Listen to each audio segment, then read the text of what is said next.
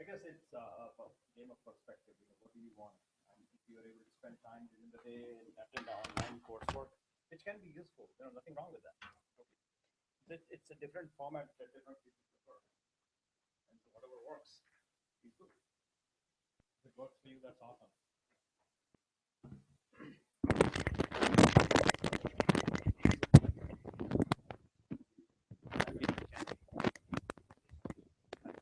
Especially if you have busy things going on at work, it makes it really hard.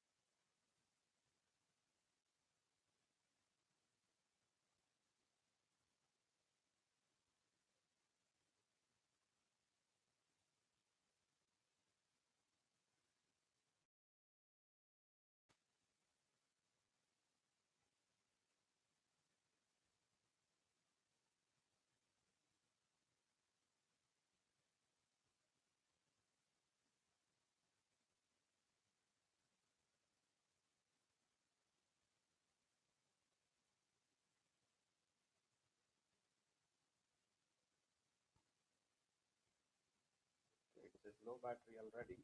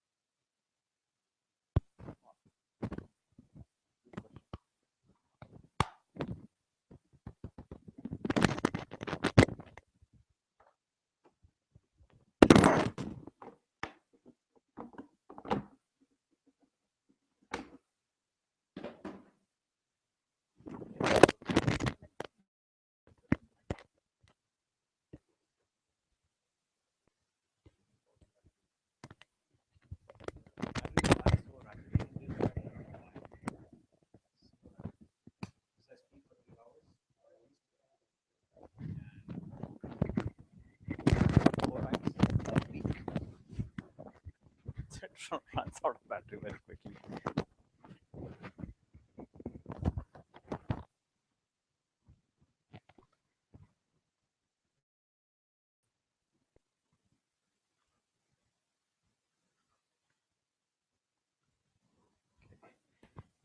Get the projector going. Project and eject.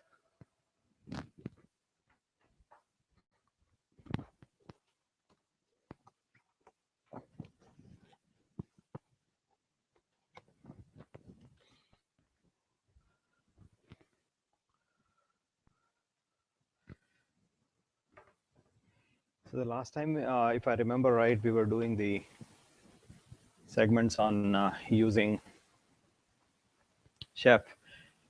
And can you remind me what we actually covered the last time?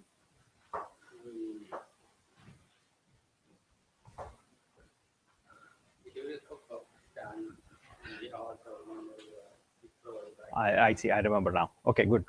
Great. I totally remember now. That. Huh. So maybe we begin there at this moment then. Yeah, makes sense.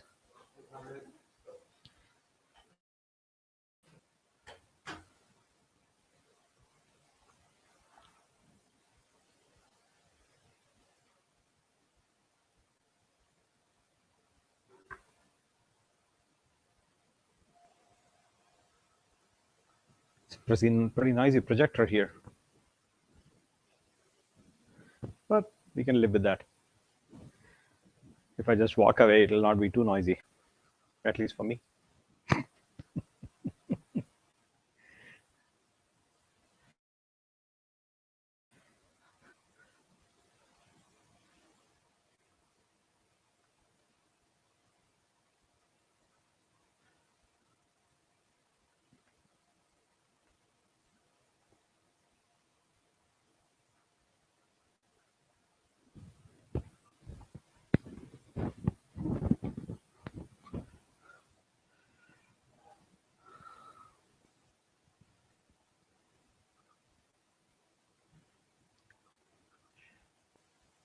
So this segment of the exercise, which deploys an index HTML, if you remember right last time, this particular blue segment, this part is the portion that did not work for you. Did it? Or where did you get stuck? Well, when I run it, I supposed to install Nginx, Mm-hmm. but it's not installed. You start installing Nginx. It is. Okay. So let's see. You're on the remote computer right now? Yeah. Okay. So if you go to the location where you have your So I now have Nginx here. Right? yeah, you have the Nginx cookbook. Yeah. That's awesome. Take a step dot, and here, if you run chef solo, what happens? What's the result? The sudo sh run chef solo with the sudo. Oh.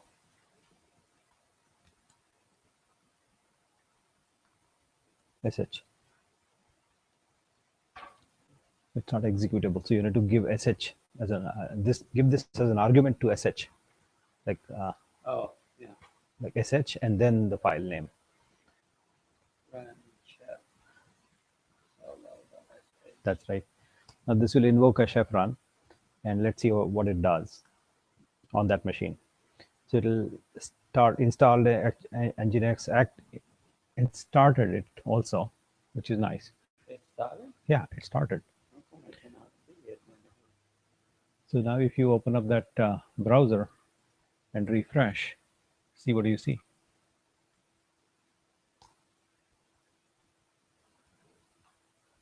That's what it is. No, this is not the right file. So did you replace or remove your Apache install? I did. Is Apache running? How do you? PS minus EF, PS dash minus EF, pipe grep Apache, pipe grep, grep and Apache. to look for what Apaches do you have running. You have Apache running, so you have to kill them or uninstall them also. Yeah, how do I do that Sudo automatically? so you can apt get uninstall Apache to get rid of Apache completely. Oh, So sudo apt get uninstall. so when I switch from Apache to Nginx, I Yeah. have to uninstall it completely. Yes, you're having two web servers on the No. same box. It's not a good idea. No way I can script it to. You can script it, No. but that's not optimal. That's not how a design point will begin. Nobody would design to have two web servers at the same machine. So it's manually. You're better off manually uninstalling. So sudo apt-get remove apt get remove and then Apache 2. Like that. Yep, like that. So it will remove. Say yes. And also another step you should do is to auto remove all the dependencies of Apache. Yeah, how do you do So which is sudo apt-get auto remove one word? one word. Enter. No Apache. Yeah, no, it will auto remove all the unnecessary stuff. So say yes to it. And you should also check for processes ps-ef and see that there are none. Now you should run chef solo one more time.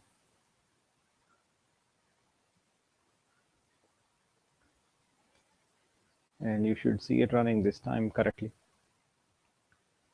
You should now go back to the site, open it up. It should show you the Nginx page. There we go. Yeah. So that was the issue. That was the issue. So when you design a new infrastructure of some sorts, any designer would not include two web servers at the same machine, right? So this is like exercise, classroom exercise. Makes sense. My question is whether when in the script itself, can I just uninstall? Yes, you can. Yes, you can. Yes, you can. We haven't done that part. Yes. Okay. Yeah, possible. You can script like that. Totally. So that was the issue. And okay, good. Now we know.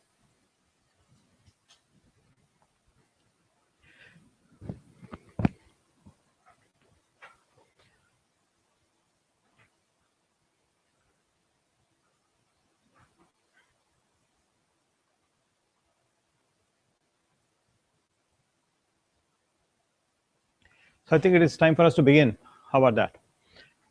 We are expecting, oh, there he comes, Srinivasa. Hello, sir. How are you doing? Yeah. So just about to get started.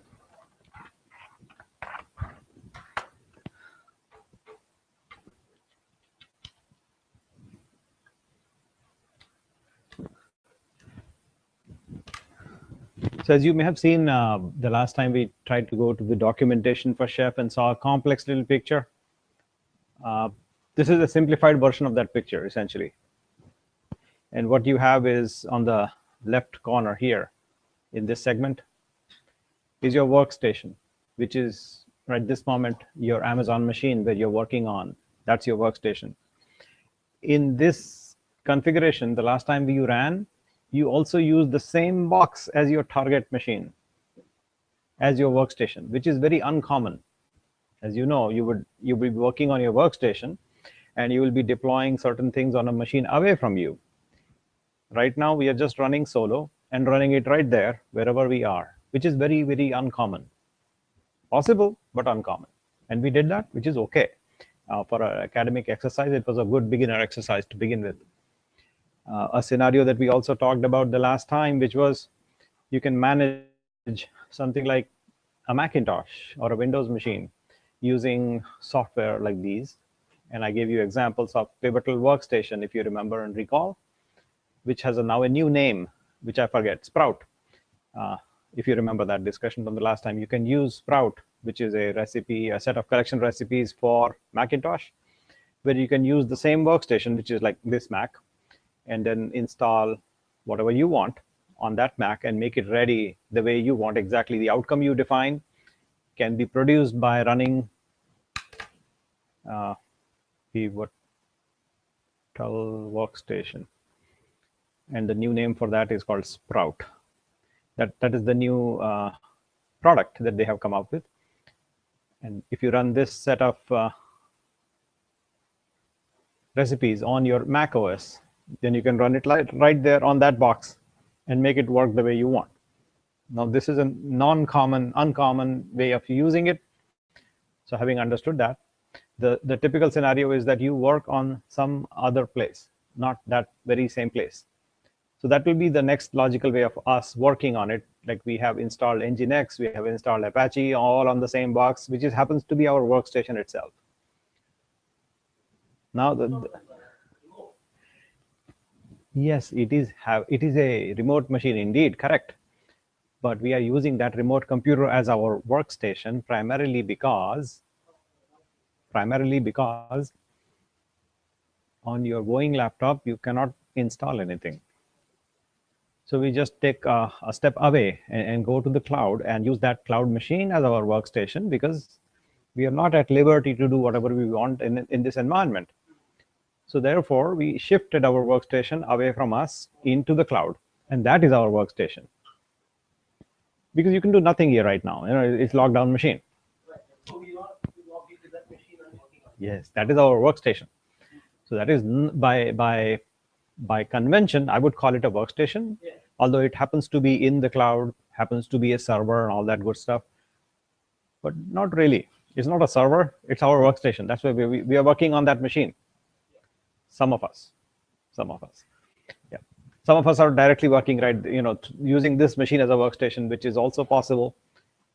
But we are not there. I think in exercise, you did not do that last time.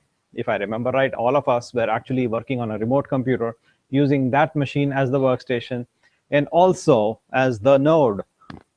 Like in this picture on this side here, you see these nodes. That's where typically Chef will run. The Chef client runs on these nodes. These nodes happen to be machines in the cloud, private cloud, public cloud, whatever cloud. That's where it runs. We ran it here, which is fine. It works. But that's non-standard, non-conventional. Nothing wrong with it. It works, but the convention is to run it here, remotely. You sit here and you get it to run there. Client Chef runs here. Chef client, Chef Solo, both are clients. They run here. If you're using Solo, there is no need for this middle box at all. And if you're running Chef client here, there is a need for Chef server, which is this one, which is what we will be using at some point when we start using Chef client and Chef server. We will switch to that model and we'll invoke or create an account in ops code and use that box ready for us. And we'll create a get Chef account. Yes. Chef client runs here.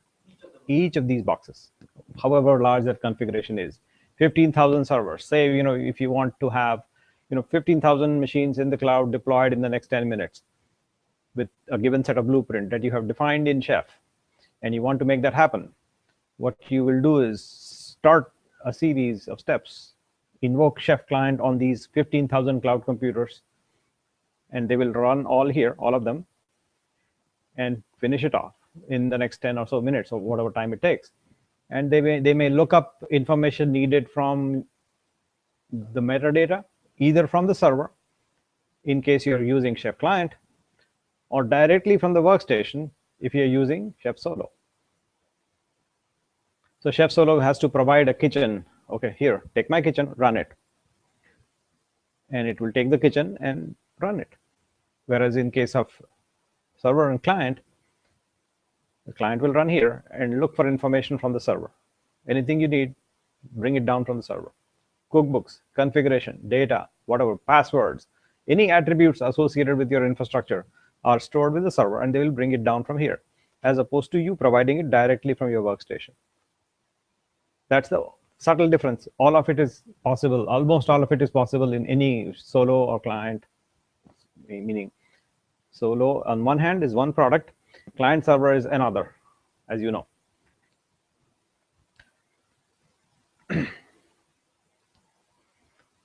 Now, in case of some of the concepts that I want to go over with you, and there are lots of these elements that I want to make sure that at least I refer to them, and we'll keep using them, keep coming back to this descriptive language that we have. And I've tried to summarize it in one page, most of it. There is extensive documentation for each of these elements that I will now describe to you, but I will at least begin with a summary of what these elements are, and we can go refer to the documentation as needed. But instead of reading the documentation itself, I would rather read the summary right now, start making use of those elements as we go along, and refer to documentation as needed. The documentation is extensive, as you have seen already probably by now. Extensive. So we don't need to go and study documentation as is right now, but I want to just quickly go over this one page. It's not too long. Give you some high-level concepts to get you some of the terminologies in place, understand them, and then we start using them as we proceed. Is that a good idea? Yep. Okay. So from top, learning Chef is like Ruby. It is Ruby, most of it. Pareto principle applies, meaning you will get 80% of Chef with 20% of your effort, and the remaining 20%, you know what? No, you have to spend 80% of the remaining time to get the finer, really harder details to get it to work. Pareto principle is like this 80-20 rule is, 80% of the effort that you will put will be required in the very last 20% of your learning. And you can 20% of your effort right now and get 80% of it already. Is the classic principle of Pareto principle. That's the idea here. You bring your domain expertise of what applications you want to install, what configuration you need, what environments you expect for your infrastructure, what programming languages, what platforms and tools and services that you want to deploy, and applications you want to put on top. You bring that domain expertise, use this tool set to deploy it, make it happen.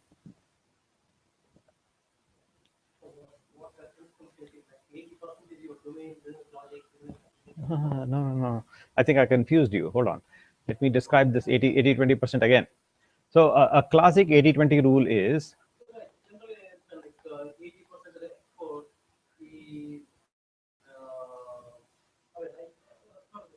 let's say you have a candy bar. Candy bar looks like this. You want to finish off that candy bar, and to finish it off, it will take so much amount of time, say 100 days. To eat the candy bar. It's a really long one, very long candy bar. To finish off this much amount of bar, like, let's say 10 centimeters, say, for example, total. So if you want to finish off 88 centimeters of that bar, it will take you 20 days. 20 days, you can finish 80 centimeters of the bar. It will take you 80 more days to finish 20 centimeters, the remainder. That's what I'm saying. That's what 80-20 principle is, Pareto principle is. To learn Chef completely, you will take 100 days. You will get 80% of Chef in 20 days. And you will take 80 more days to finish out the remaining 20%. That subtle complexity. You will take a lot of time, 80 more days. Yeah, to really get the whole of it. That's what I'm saying. Now you get it? Yeah. Good. Wikipedia, Pareto.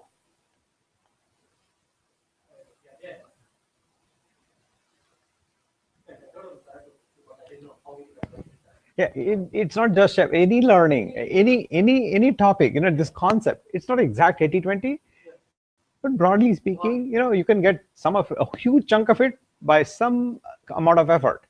But to really become a master and fine artist, you have to devote your time and attention and everything to make the rest 20% happen. Nitin, you can, he's a special. He doesn't, 80-20 doesn't apply to him. He can put his heart to it, and overnight, you have him. Exactly. And so 80-20 rules doesn't apply to Nitin at all. It's for, ordinary people. Yep. So key reason.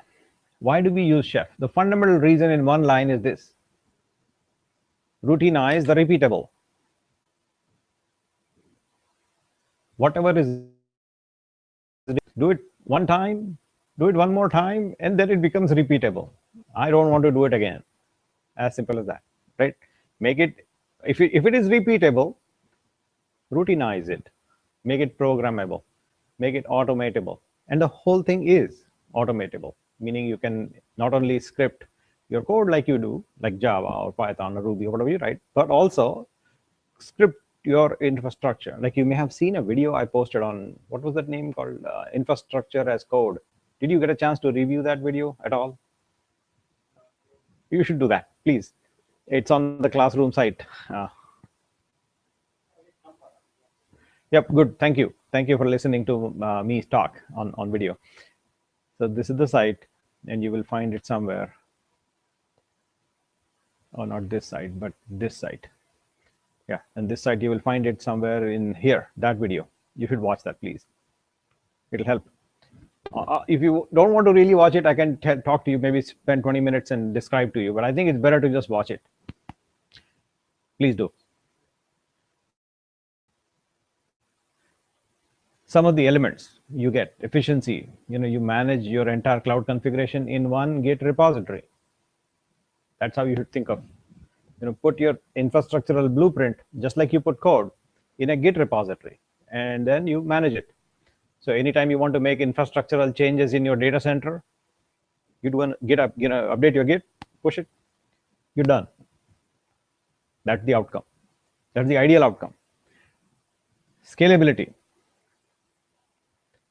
You roles and nodes you can make scale across multiple clouds. If you have if you want to provide the idea of what I call fungibility can come into play, where you have a infrastructure and a design point that works with, say, HP cloud, and for some reason you don't like HP cloud for any other reason, not just technical, maybe business reason, and you want to migrate away from HP cloud to Rackspace. What do?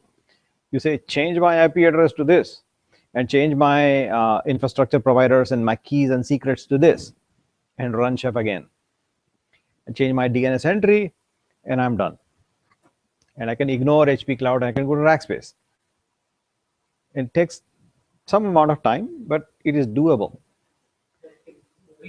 Yeah, because you're repeatable, right? The whole thing that you have is repeatable. All you need to say is, okay, here is a new set of keys and a new set of machines out there in this cloud as opposed to that cloud. Go this way. And there we go. So you have the whole thing up and running here. For some reason, some disaster happens in some region in one provider. You don't want that.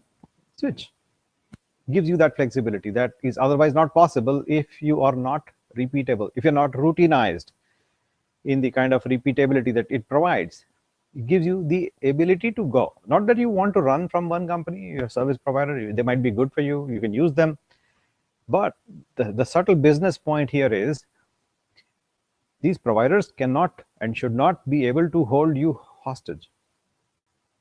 That is the single most important. Not that you hate anybody or hate or dislike any particular service provider, but from a business negotiation standpoint, you should make it super clear to them. You know what?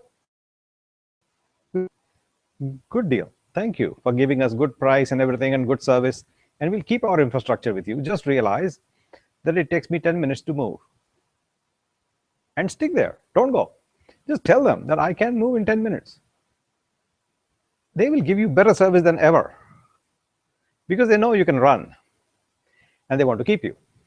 So make it clear to them, the service provider, that, hey, XYZ company, we are Boeing, and we know how to move our infrastructure from you to anybody else. It takes us 10 minutes. Please realize we have the ability to switch. Not that we want to switch, but we can. And that gives you a strong negotiation ability that nothing else would give. Nothing else. The fact that you can go, not that you would, is a negotiation chip. It's business, as you know. Have that. Hold it in your hand. Keep it in your back pocket. Don't use it. Don't threaten. But make use of it when needed. And at least tell them that you have it. Make people aware. Awareness itself will give you what you want. That's a key business idea here. That this thing actually brings for real. If you have it done it correctly on one provider, you get the ability to switch because it is repeatable across the board. Any cloud provider, doesn't matter. That's a fundamental thing behind why. Because once you have that capability, you can actually negotiate the price down, get a long-term contract, and stick to them, and hold service level agreements in place. If they fail to deliver on an SLA, that time to resolution of issues, anything like that you might have in SLA, you tell them we are going, bye bye, and you go. You actually go. That shows everybody else on the planet that you actually really have the ability to go. But don't just threaten. The idea is do proper business, don't threaten. There's a word in Hindi language, speak softly and carry a big stick, something like that, right? So you speak softly, tell them I have a stick. Just tell them that I keep it, I will not use it. That's the business angle.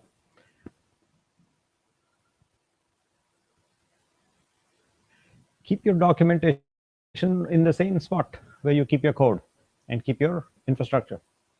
Same place where you doc and apps and infrastructure all together in one repository. Like we tried to give an example early on, and I think I did this in this class. Put the documentation, little one-liner, one-pager, README MD file. Put the documentation also in the same locations. You can share it across team members and make everything in one spot. And you can synchronize your documentation with your development, with your infrastructural changes. So it makes it meaningful for the whole team across the board in the entire organization. That's an element of value that you should think of. That is not really mentioned in any documentation as such, but this is a thing that you should think of. Doc, code, and infrastructure all together in one spot, one Git commit combined. So you always go back to a commit. And when you roll back to a commit, you have a new or rather existing working older set of documentation that aligns itself with the code, that aligns itself with the infrastructure all together. At any point in time, if you roll back, you have a working doc, a working code, and a working blueprint of infrastructure all in one spot, in one Git commit. If you work forwards, you build up all these elements together and you do another Git commit globally in the company across the board for the product or for the service, and you still are in lockstep. Doc does not leave behind. Doc is not a second-class citizen. It's a first-class product attribute. It's everything together. Most companies, most large companies suffer from this one element. Documentation is a second-class citizen. You might have heard this or seen this for real. It doesn't have to be. It is not. Documentation, I think, is the first order business. It goes hand in hand with the product, with the service. It is a part of the product. So bring it all together in one spot. A Git repository is a good place to put it. MD, Markdown, the so-called standard, can be useful. It is a standard. Yeah, Markdown is useful. Okay, let's see what Chef does not. It doesn't have a mind of its own. Right? It doesn't think. I mean, it doesn't know what you want to do. It'll do what you tell. It does not magically create cookbooks or configure your server. It does not blindly reuse anything. You tell what it needs to do, and it'll do that.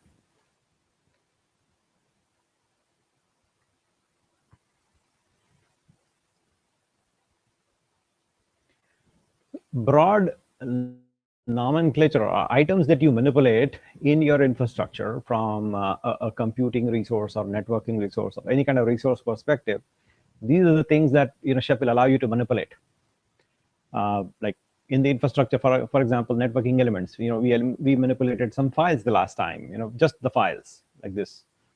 We can manipulate directories, symbolic links, mount points, registry keys, PowerShell scripts, users, groups, packages, installs, services, file systems, whatever attributes you want, you can change in using these tool sets. You have a resource available, like in this case of example here, not here, somewhere we had that example of a file resource. And we used a file resource.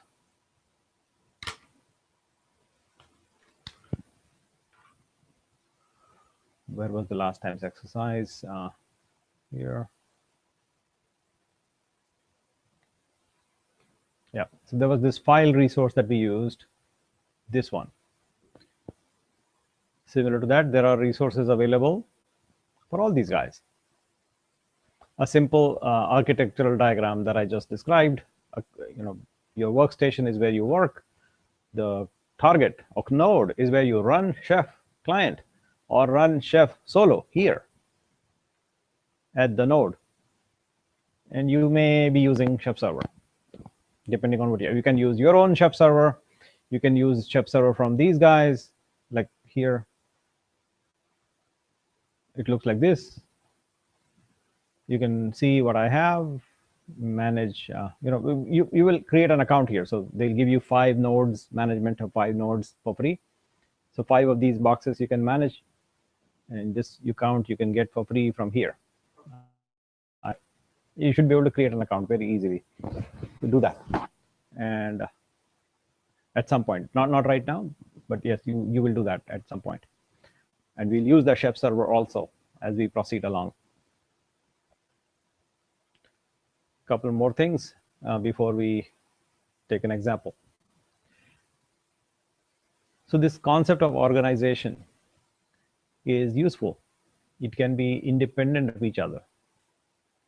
Like share nothing with an organization, with another organization. You can share nothing.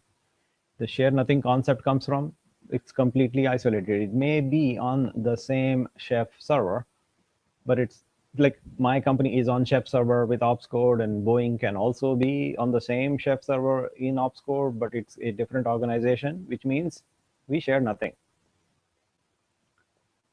That's an organization. Companies, business units, and more types of classification as you will see. Inside Chef, you have this other aspect of a thing known as environment. It lets you define various stages of development as you go from, say, development to testing to staging, all the way to pre-production and production. So you can define your stages. There are no set words for it. Most people typically use these words: dev, test, production. Don't have to use these words. It's all in your mind as to what you think it is. You can use other languages. Doesn't have to be English language, but convention is English. You can use, like for test, you can use a Khmer word or a Hindi word here. Nobody prevents you from doing that. But these are the words that most commonly used. You can use whatever you want. The idea is it reflects your workflow or your patterns of deployment.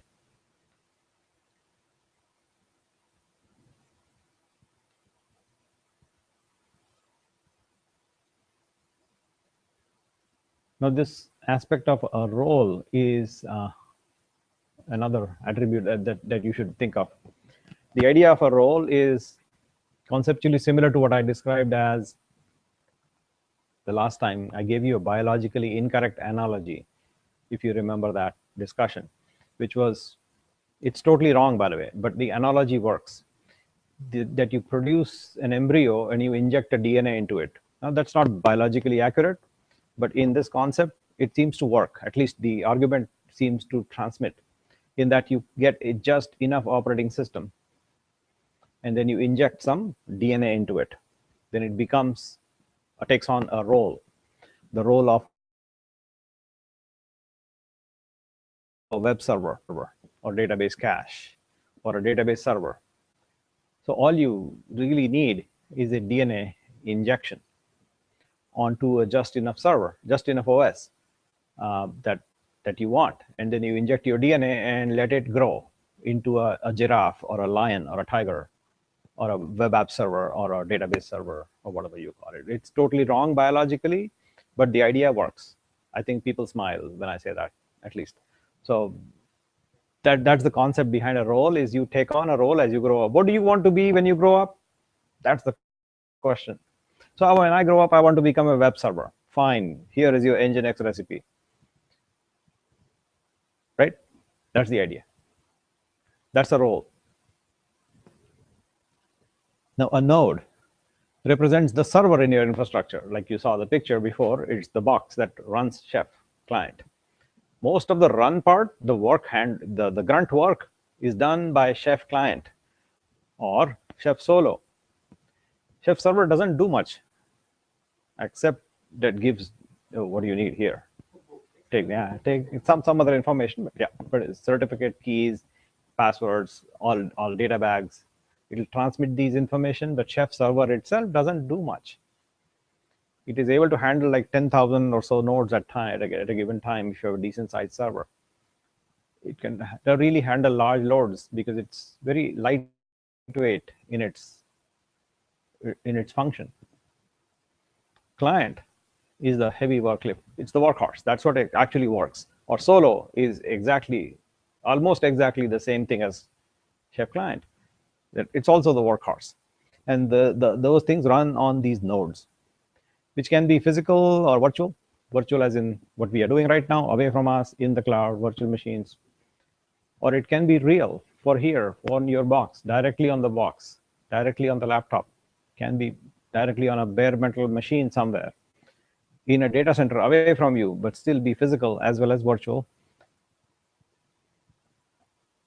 And it belongs to one organization and in one environment. So you remember this discussion on environment and organization. So a node belongs to one organization. It cannot go to another organization if it's a Boeing node. It's a Boeing node. It's not anybody else's node. That's the concept. It can have 0 or more roles. So node will take on a role when you inject a DNA, for example. Which server? No. You don't run. Node is wherever you run Chef Client. You run nothing. All you practically see in Chef Server is this view, where you get to manage your tags. Manage your administration. You have an organization called Classroom, and in that, in the Classroom organization, you can search for members. You can look at the policy. I have roles defined, data bags defined, environments defined, and I think, these 3 dev stage production environments defined. I can create more environments if I like. And I have data bags, which contains my secrets. The secrets are my passwords for MySQL in development mode and production mode, and they are all encrypted. So although I know my password, this company that manages my Chef server doesn't, because I hold the key to encryption. They store it for me. They store it like this, that we cannot read it, and it's encrypted data here. This is not my password. I know my password, what it is, but this is an encrypted representation of my password, which is AES 256 encrypted. I have a strong key in my laptop that I will use to decrypt it before deploying, and that's the decryption key that I have used. But this company doesn't have my key, doesn't have my password for database. They know nothing. All they know is this encrypted blob. So that's a representation of a data bag. I also have some cookbooks here on the Chef server. All these cookbooks are stored there with various version numbers. So we saw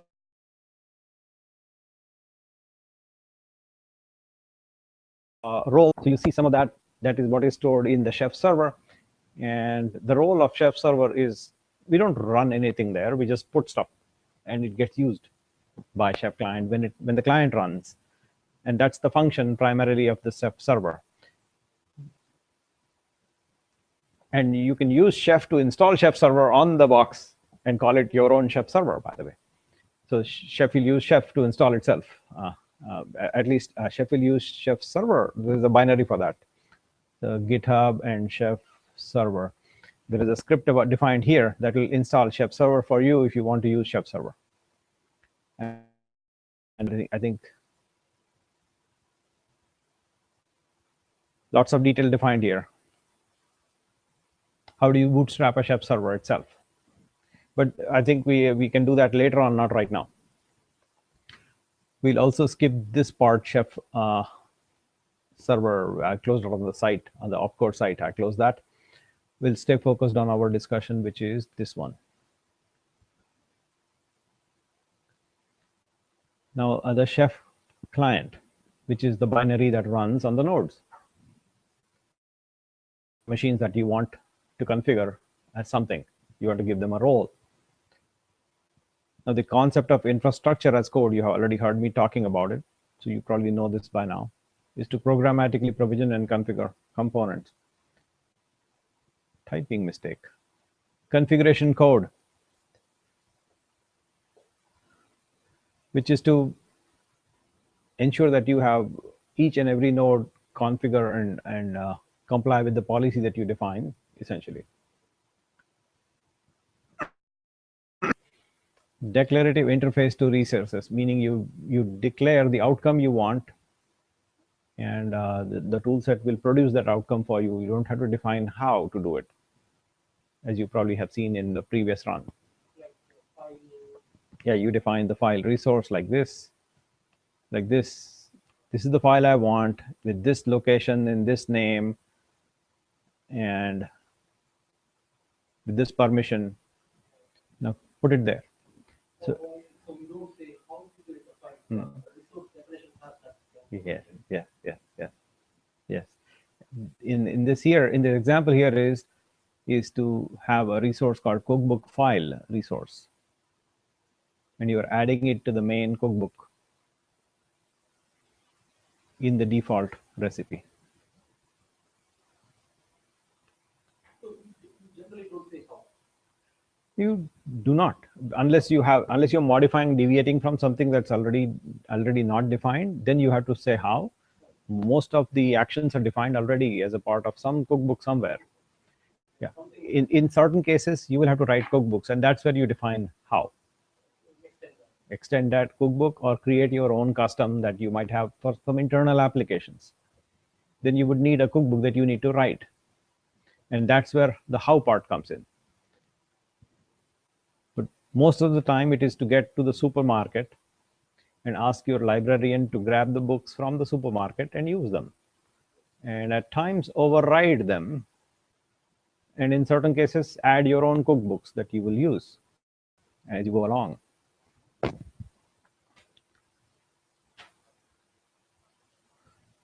Now, recipes are essentially a collection of steps that you need to execute. And a cookbook is a collection of recipes. Think of a page. A page contains some steps to do how to make an omelette. That's a recipe. And you put many such pages to create a book. That's a cookbook. An example would be on the terminal, go to here, and I'll open up a bunch of cookbooks for you. So here are some cookbooks. Let's go look at the Apache cookbook. And in there, I have some recipes, actually a whole lot of them. All of these are recipes. The default recipe is here.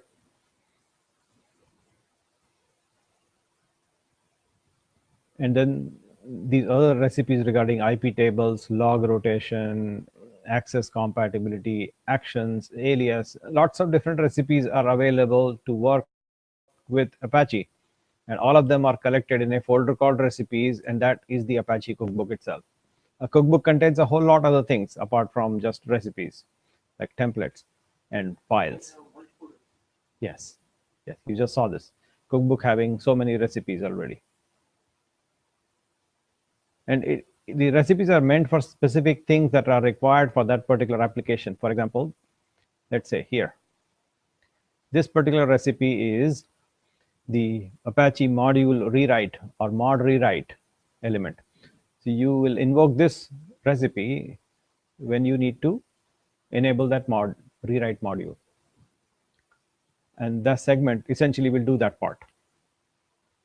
Another example would be, where would be a good example that you can relate to? Log rotation is another example. We'll create a construct for you to rotate the logs as needed on a periodic basis. Size or time or Yeah. So that's a typical example of constitution of a cookbook itself contains not just recipes, but also templates, files, definitions, and attributes. A default example attribute would be something like this. Where do I store my Apache package itself? Is an example attribute. You can override that if you want to store it somewhere else other than the standard. These are standardized definitions already provided. You can change them.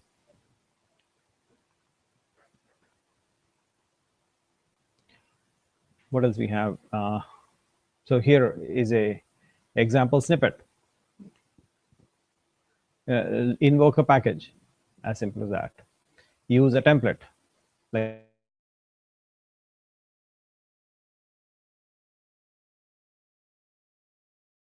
a template that TRB file that goes and gets created in that specific location. And this can be an example of creating an Apache 2 configuration file based on a template that you provide that gets dropped in the etc Apache 2 folder with these permissions. And at the end of the template deployment, it can even ask to say, reload my service. Yes, because I gave you a new template. Here is a configuration file. So I would like you to just reload your service. So just start using this new configuration. Because I just deployed a new template that sets my Apache configuration. So I would like Apache to please reload itself. And so you just notify that to reload. Another example of enable and starting of Apache service. Now on to run list. A run list is what do you really want to run? If you do not specify anything in the run list, nothing will run. And it will do nothing. Yes. Or your laptop, workstation. Yeah, or GitHub. Okay. So the administrator changes something with Apache, for example, Apache. You just won't add the template of recipe on the chef server. Yes. That's like a classical sync automatically. Yes. Hundreds and thousands of them. Yes. Yes, exactly. That's the idea. Yes, the idea would be that in a scenario where you want this to happen, you would typically be running Chef periodically, automatically, like a cron job, if you want that to happen. But if you're afraid that your administrator may not be allowed to do that, then you will have a super administrator taking control of actual invocation of Chef before. Otherwise, if the administrator pushes something as a cookbook and deploys it, next time Chef automatically runs, it will pick up the changes and make the changes happen. You do not want that, depending on who's doing what. So you may want to regulate that even further, and based on that, you want to adjust whether as a corporation, do you have a policy of letting Chef run every so often, or do you have a policy of having Chef run on demand? So if it is on demand, you would rather not run it automatically, which means you want to further supervise the administrator himself or herself, and you can do that. It's up to you as to what you really want. Most companies I have seen typically deploy Chef to run every 30 minutes. Every 30 minutes, it's common. So it just heals itself, corrects itself, brings up new updates, patches, and gives you a 30-minute window to fix something if something goes wrong. That's a convention. Again, it varies. In conservative situations, you would rather not run it automatically, but hold on to it, test it first, and then invoke, okay, go run now. And then it will run that at that time and finish it off. Maybe test environment you can do. Yes, exactly. Yeah, production should be conservative, as you said. Get bosses sign off to it, show them a pre-production deployment, succeeded, it works, they have seen it, tested it with users, do alpha beta testing, get user reports, get users to say, yes, we have seen it, it works, show it to the big boss, have them approve, and then say, okay, production. Something like that.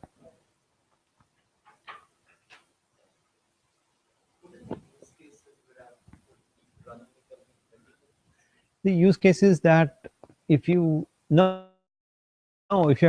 control who's access to the cookbooks and who will actually modify and do the final commits and push it to something like a central location. In that case, you can automatically let Chef run because you are very carefully regulating what's going on to the infrastructure deployed. If you are regulating the pipe itself, then you don't need to worry about the endpoint.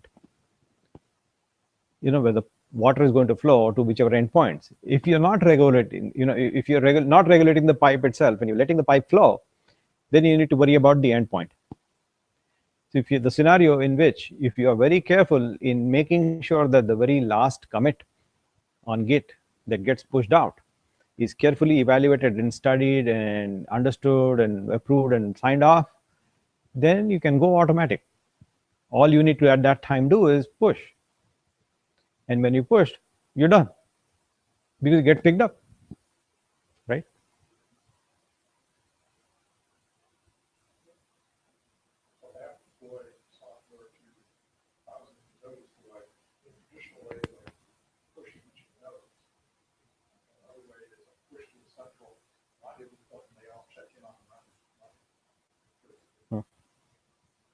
Yeah, I think the second or the latter is more convenient.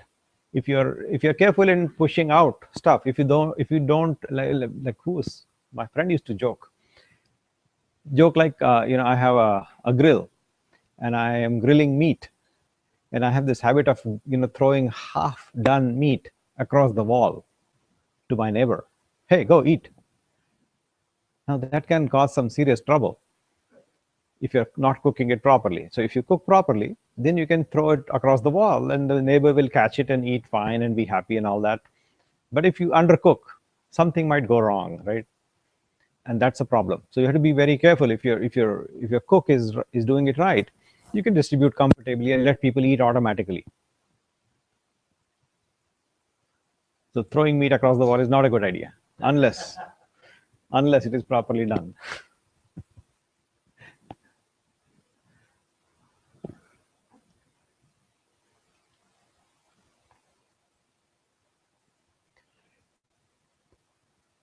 Okay, I think it is a time for us to take another example or another exercise to do something different. So what I want to do now is to go getchef.com. Actually, let me walk you through instead of this. There's a better place these days to grab and get started. Yeah, I'm going to go there right now with you to understand where that link is. Because what it will give you is a good starter repository already to begin with. And that's what I want you to install. So that's what I'm going to find out for you and then give it to you. So we'll use that. It'll be new, but I think it's okay. It'll be new for me also, but we'll figure it out. No worries.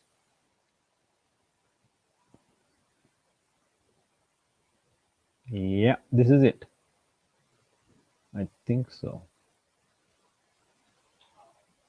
Yeah. So Ubuntu, get a Linux machine. That's what we want to do. And it'll also give us a virtual machine, which is not what we want. Launch the VM.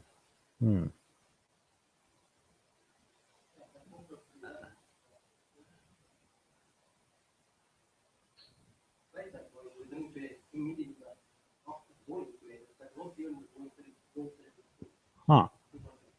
This Chef DK, this environment, it'll actually start a virtual machine for us. Yeah, they just announced it actually. The thing is, this will run for only 23 hours, meaning 24 hours, then it will die. So you have to basically begin from scratch every 24 hours, which may not be the ideal model. Yeah, you may want to retain. So yes, I'm noticing on the upper right corner,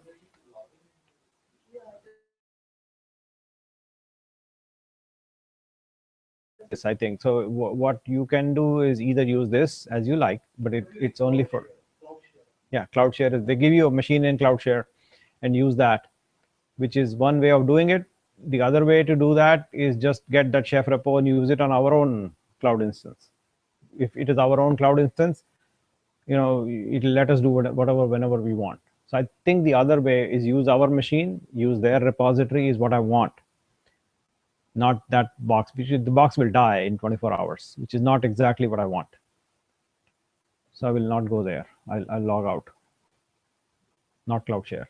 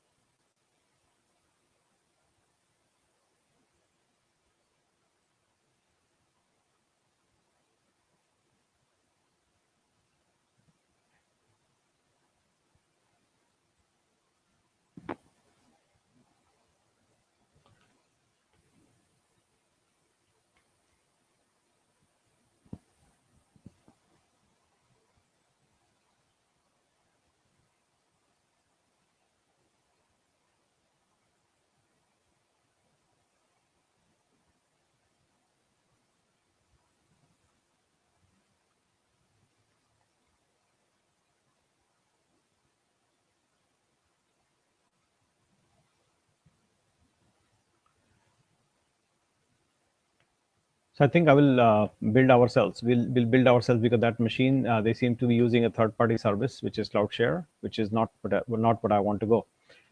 So I would rather stick with what we have.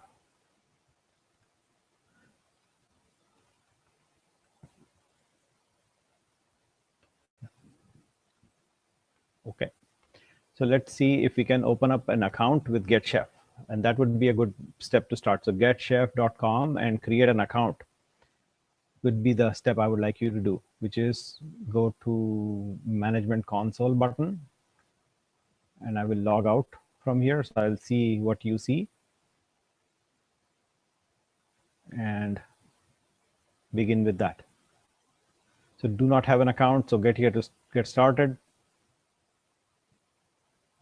And that will let us create an account, a free trial on a hosted chef. And that will walk you through the steps needed for you to get an account with them. Takes a minute.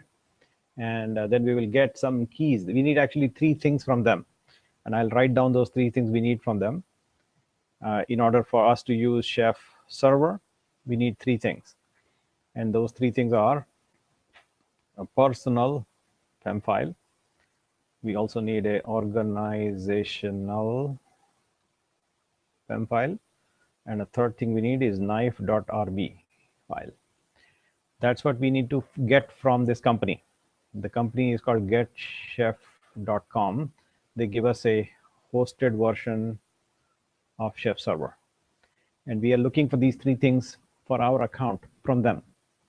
we'll take these three things and put them in a specific location and then start using what we want to do with that particular service provider.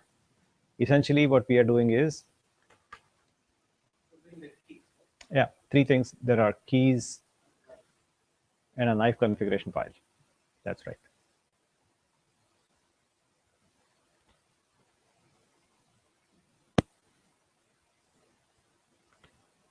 And they'll be prompting you to get these three things as you start creating an account. They will say, okay, here is your personal PEM file, which is a private individual PEM.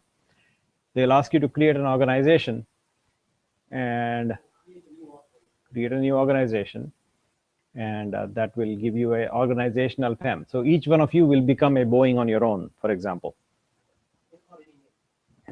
Any name. So just call it whatever. Call your last name as your organization, first name as you, last name as the organization. It's just for simplicity. And knife.rb they will also give you that these are the three things we need to get Chef server to interoperate with all the clients that we will be deploying.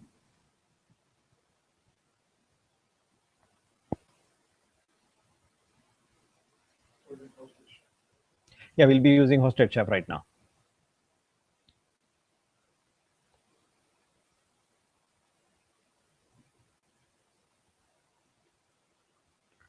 And we need to take these three things and put them on our workstation. And also save it locally on your computer somewhere, so because you will be using them.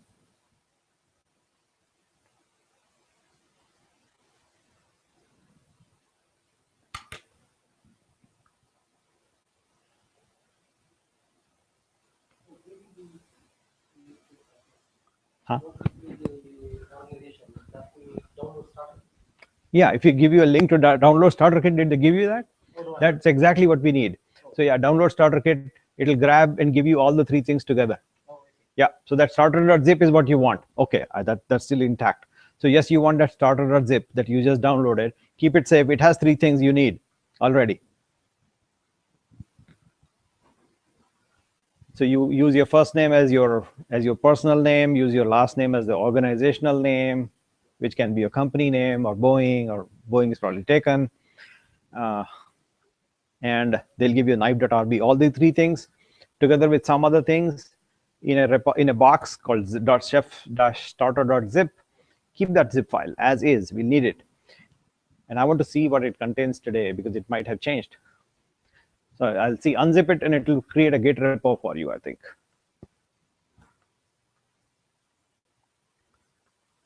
Yes, so there is a Vagrant file there. There are roles defined. Starter role is defined.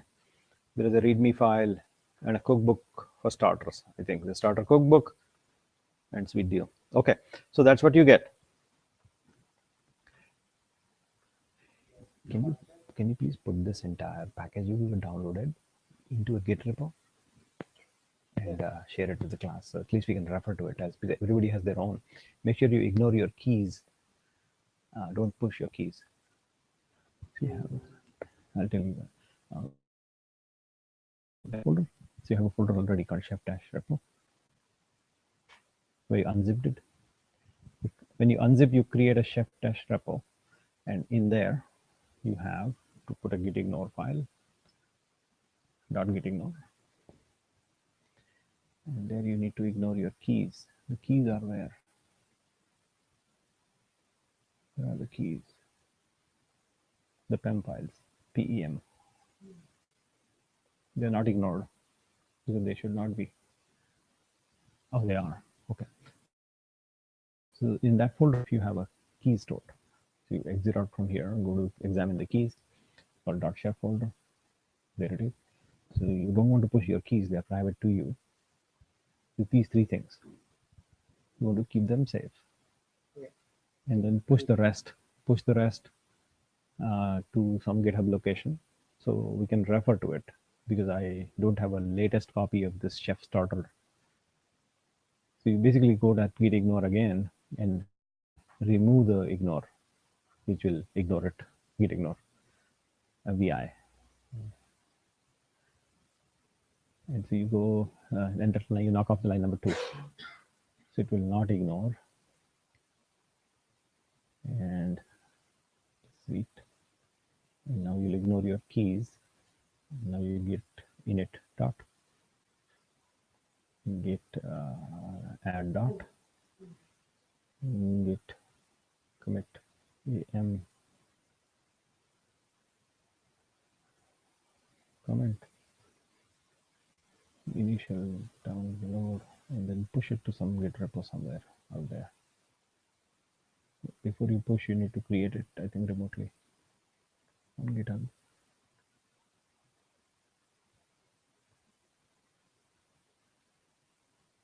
So make new public green public and call it chef-repo. So we'll know what it contains. And you don't initialize, and you create it and grab the links, push an existing one. That one. These steps, these two. That's it. That'll do.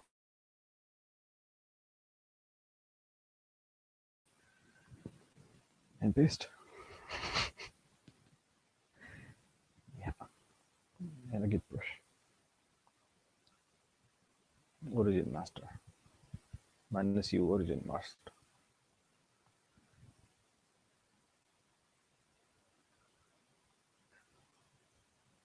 And email out a link. I'll put a link in the class so everybody knows as to what that thing actually comes out, and also email it to me so I can refer to it as we discuss.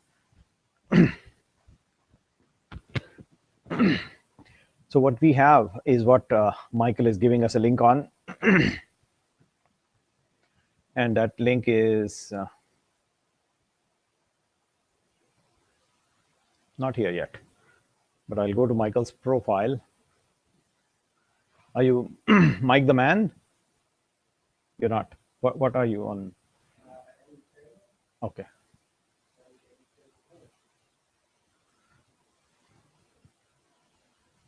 Okay, here is the repo. So this is what we download when we get that zip. That's what you get. And it has lots of interesting things to look at. So you should have it already by now. And you should have a folder called .chef here, which contains, look at that, your keys showed up. I was being silly. Yeah, I was being silly. So you know what you can do is reset your keys. So make sure you reset your keys. There are two places to reset your keys. I will help you that. You want to reset your keys on your ops code. And so this username has a key and organization has a key. So two keys. One is this one is the other one. So you want to go to your profile and reset the key and grab a new one. Yeah, that's org validator. So this is organizational validation will change a new key and give you. And that's the key. You want to download that and override the old one. And then you want to download your personal key also in your profile, which is here. Say profile and reset. That will reset your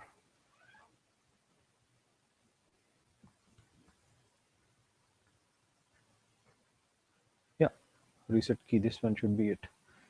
Reset key.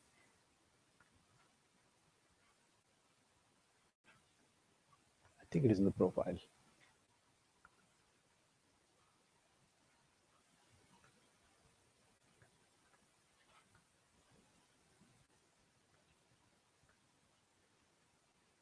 No, it's in the, you have to go through the profile, I guess, somewhere. There it is, reset key. So you get a new personal key and download that, and you override the old ones, and you're done. So the three things I was mentioning are actually these three things that you got. They are. It's a hidden folder, hidden on Unix. It will be visible on Windows. You got a package called chef-repo.chef-starter.zip. Yeah. In that package, if you unzip the package, you will find a hidden folder called .chef, cd.chef, and ls to show the three things, which are these three things. And those are the real hooks to connect to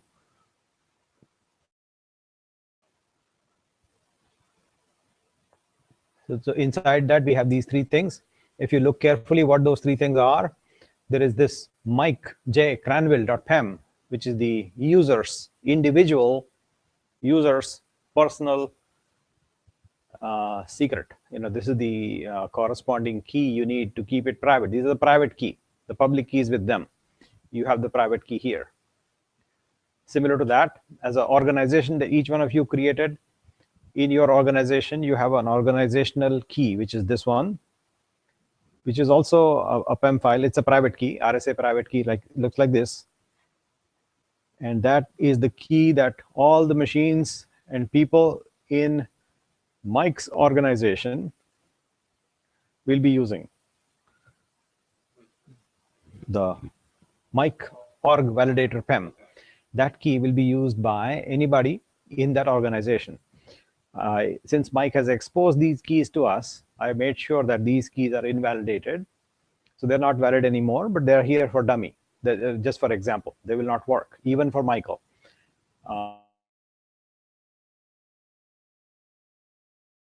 Because so the keys are invalid.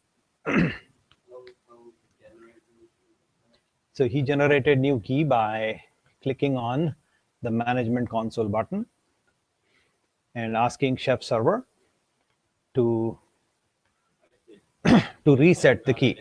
So here you can go to the classroom and say reset key. Sorry, go to the person first. In my profile, I should be able to log in and then reset my personal key somewhere here, like in the password and key section. I can simply click this orange button. It will generate a new key. I will get a new key, which means that my old keys that I ever received from them are invalid. It is basically doing an SSH keygen command somewhere, creating an RSA key pair, giving me the private, keeping the public with them. That's what's going on when you click the orange button. So that's the personal part. You do not, only Michael, because I did not think, I at least did not talk to him clearly as to what is going on. So now, we have reset his keys, so he has new ones, so he's secure. However, you don't need to generate, but I need to because I don't remember my keys. So I'm going to generate my key and download a private key just like that. So I have downloaded a private key. You will notice that it will rename itself to .cer for some reason on Macintoshes, which is fine. Just remember that the file renames when you download. Michael, this is for you specifically. It might have renamed itself as .cer as opposed to .pem. Just watch the extension of the file. It may or may not have. Chrome seems to do that.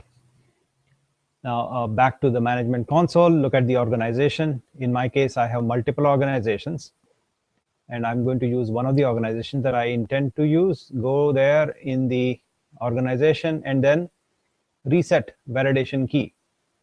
This will reset the key for the organization. In my case, the organization's name is Classroom. And so I'm going to reset that key for the organization, and here it comes, the key itself. If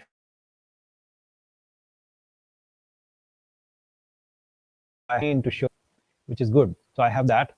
And I can also generate a knife configuration, which will give me the knife.rb file, and I can put that in my, the other window is a download window. So when I pop up, the other window will give me a place to read and download if I want. So three things we got are already included in the Chef starter package that all of you have. These are the three things, right? It will be samahome.pem. Yeah, and then samahome-validator.pem. Yeah, the validator PEM is for your organization, happens to be the same name as the person, which is Samahome. No, because Mike chose. Yeah. Mike chose to have the organizational validator PEM. This is his personal PEM. And this is his knife.rb file, the Ruby file that defines the configuration, how to hook up to the Chef server. This is how it looks like. If you look at it, it has a node name and a client key, which is the file itself, mikejcranville.pem. This is the personal pem, individual, the user. Here's the client validation client name, which is Mike's organization validator, the name of that organization itself, and the key file where it is located, wherever that location is, which is this one. Then we have, where is the Chef server? The Chef server URL and the API that will be used to connect to it. That information is defined in the Chef server URL. Your cache type is basic file, cache options, the path name is defined. This is where you will have that defined. The cookbooks will be stored in a location cookbooks, like we did in the other file. In the other example early on, we had just a JSON file that told my cookbooks will be stored in a file called cookbooks. Maybe it was not the JSON file, but the other file, solo.rb file. In that file, we had defined, where will I store my cookbooks? Here. And that's exactly what we are defining in this line here. My cookbooks are stored in a folder called ... /cookbooks. Slight difference. ... /cookbooks as opposed to cookbooks, meaning it is with reference to this file that it is stored. This file is typically stored in a folder called .chef. So it's one level deeper. You want to go ... and then cookbooks. That's why the path location is like this. It is current directory ... cookbooks. You see that? That's where the cookbooks will be stored, and that's where they are actually. If you go back to Chef repo, there is a folder called cookbooks, and that's where cookbooks are stored. There is a folder called roles. That's where roles are stored. There's a README file, and there is also a Vagrant file, by the way. So we can use the Vagrant file at some point, right? Not right now. We're not using the Vagrant file as, we're leaving it as is. And our goal now is to actually use Chef client with Chef server on a node that invokes the role. The role is the starter role. This role is a starter role. All it will do is run a starter recipe. And the recipe itself is made available inside our cookbook called starter.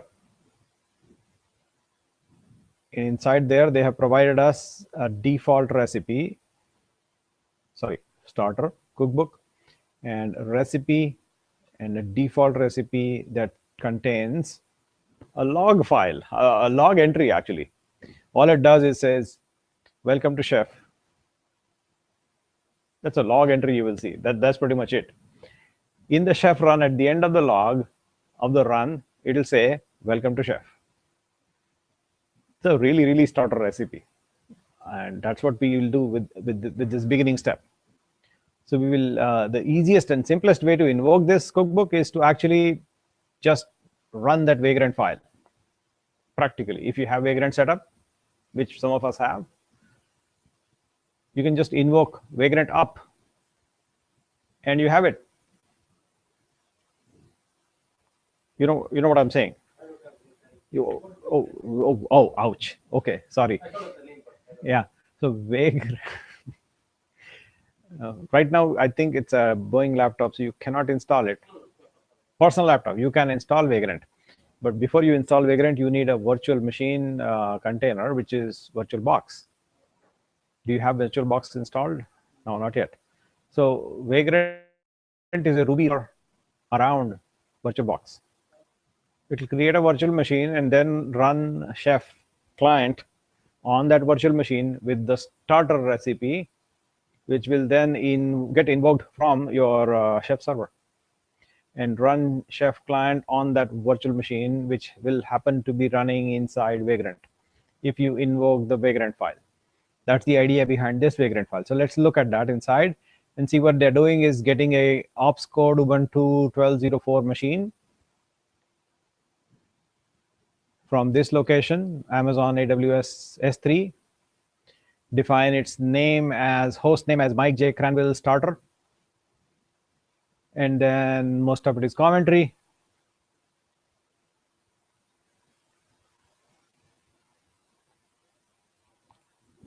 Yep, rest of it is commentary. So then it ends. They have a port forwarding also included, but that's pretty much it. That's all they do. So if you run this, it will run the starter recipe and do what? Put a log entry. It's very trivial, very minimal. We can give it a quick run. So make sure that this entire to your workstation, which may not be right now on your workstation. So you have to package it up and send it to your workstation. Essentially, take that starter-chef-starter.zip file that you have and send it to your workstation, wherever it is, which is your Amazon workstation. And then let's run it there, invoke it right there. Before you send, Michael, you want to prepare your zip file with the newer keys and then package it and send, zip it and send to the machine away from you. I will tell you how to send if you don't know. It is SCP if you already know, and SCP you can transport. Yeah, the whole starter kit.zip. Send it to your send it to your workstation, and you can do that through many methods. One of them is SCP. Michael, you got me right. The unzip, delete your old files, put new files, zip again, and then that's your new zip. To send a zip on to your workstation there, the idea is to do SCP and then whatever you want to send .zip. Sorry. I'll tell you how to do on Windows, but for now, this command is SCP whatever.zip, and then your Ubuntu username at IP address and configuration file to your path. Sorry, the private key you have, and this command will send your file to that location. Make sure you give a specific address to make it land properly, like home, Ubuntu, something like that. Identify which location you want it to drop and drop it like this. Now on Windows, it's a good idea to install a software which you have to figure out something else. Yeah, you can do SCP or FileZilla, or even better is this guy. I'll tell you a good one which I like. It's called CyberDuck. That's a good one. cyberduck.io. And I would suggest that you use that. That's a good software, beautiful looking, and works nicely with Amazon S3, with FTP, WebDAV, OpenStack, Swift, everything. Most of these guys, including SFTP, FTP, and so that's the tool. This is it. Yeah, it's also for Windows. Now for your machine, you want to send it. I got the zip file. You got it already. You're a Unix person already, so you don't need my help. Yes. That's the reason why. He knows these things already, so he doesn't bother about using anything other than the Boeing machine he has. He can figure it out. So sweet deal. So on the terminal, you're basically doing a secure copy from X to Y. The idea here is this X item from this location goes to that location, and that's what you do. So from copy X to Y, SCP, secure copy, SCP, secure copy, item number X from this location to that location. Another way of writing the same thing will be SCP, send X to Y, and done. This is another way of writing the same thing, SCP XY. Now the challenge would be SCP X, and you can do a remote Y, like root at DigitalOcean.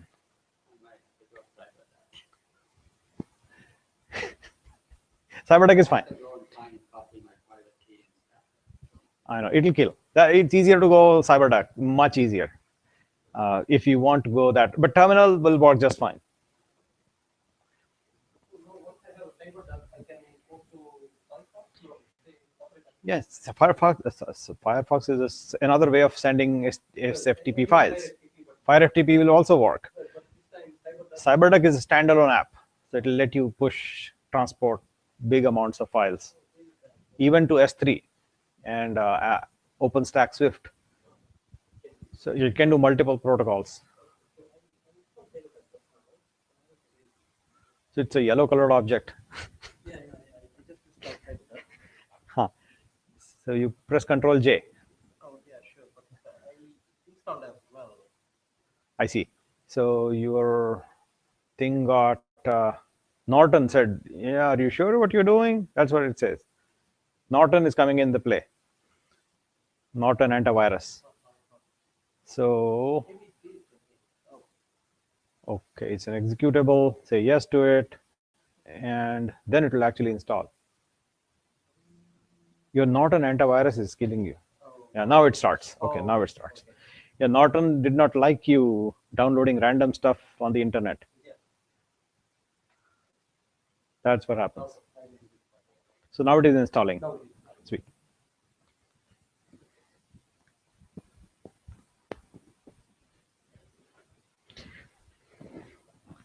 So let me also send that same package. I will construct the same package with you and go to a machine in the cloud and run with you. So I'll do that right now. What I'm going to do is get my keys in order.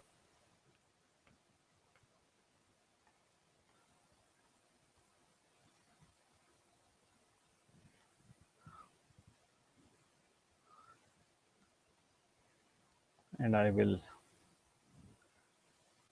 clone it like this.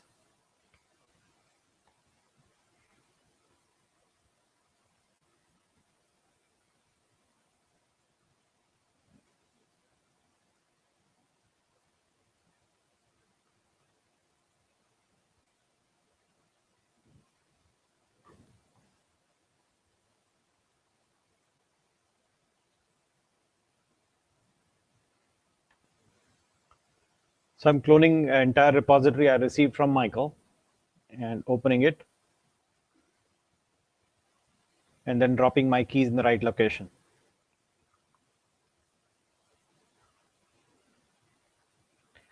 And so here are the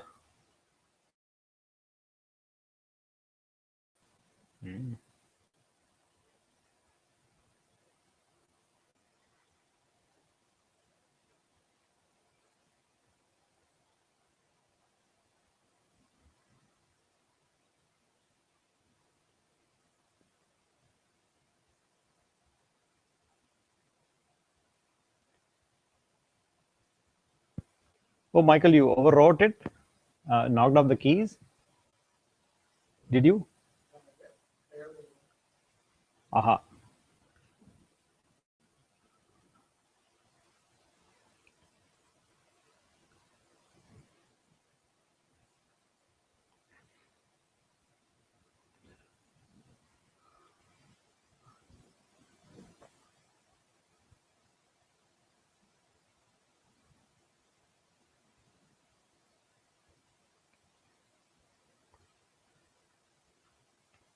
So as I do with you, what I'm doing is grabbing the keys that I have downloaded for my own setup and taking my personal key as well as the classroom key. Where is the classroom key? There. Copy them over to this location, paste these two items. And as you will notice, my file names get changed to another format, not PEM. So I need to rename them back to PEM. And now I have a package containing what I need inside a chef repo folder, and I will zip that.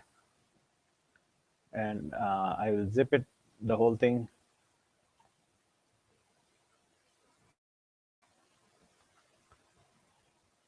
Compress.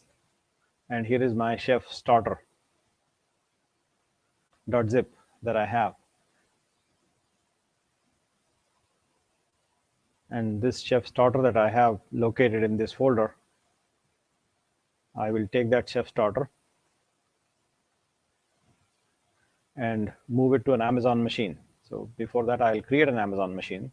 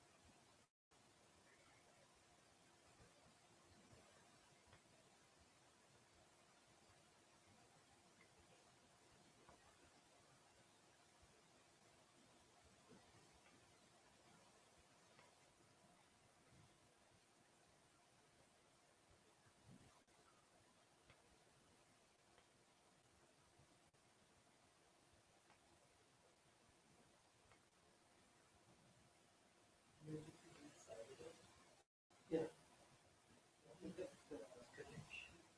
Oh, it's not working? No, it's SFTP. SFTP. Yeah.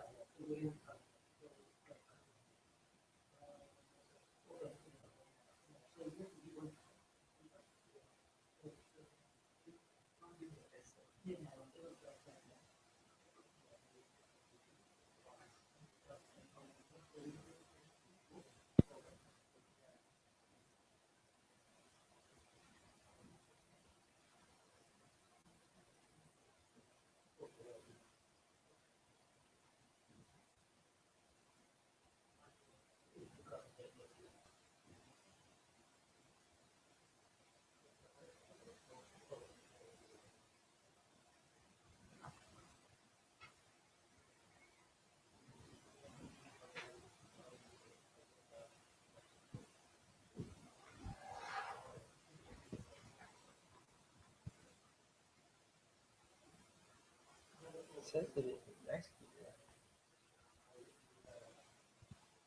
It fails. ://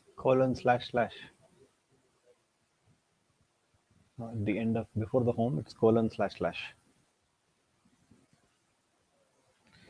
Even with that, So this is a remote, right? right? So breaking coming out here is the path, right? SCP : / and then say some location here. Oh. It should be users. No, what's the typical location? Uh,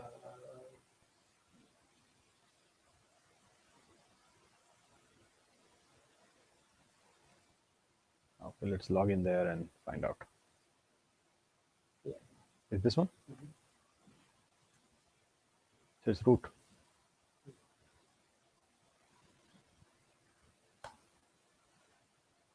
Sent. It did not succeed. Oh, it did it.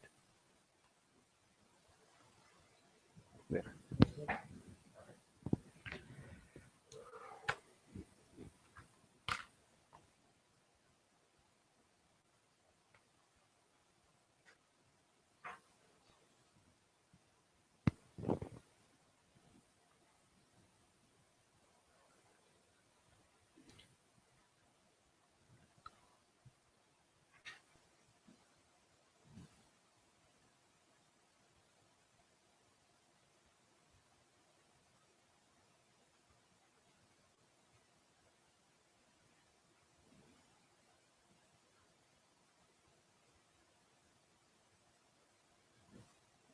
Are you on DigitalOcean, Michael? Okay. Yeah. Because I was. That's why it is root. In Amazon, it is this home Ubuntu.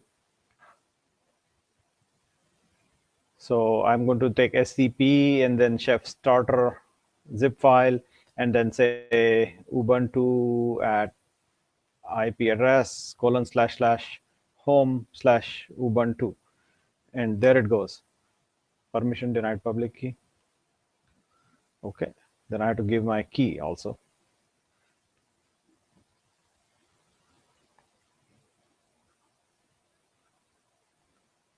And now it should go.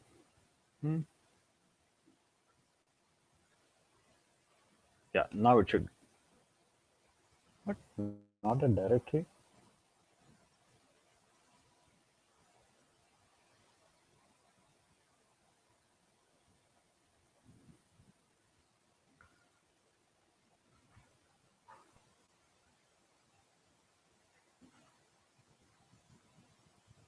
Identity file. That's correct usage. SCP. Yeah, so we uploaded the FTP Mm-hmm. report. Then that's not checked. Yeah. Yeah, unzip it there in that location. Unzip. And if unzip is not installed, then sudo apt-get install zip or unzip. Yeah. Unzip in the package name.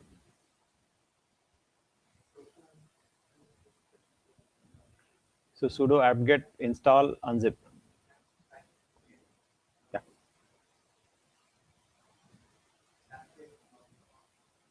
I think you're typing mistake somewhere. No, apt-get install.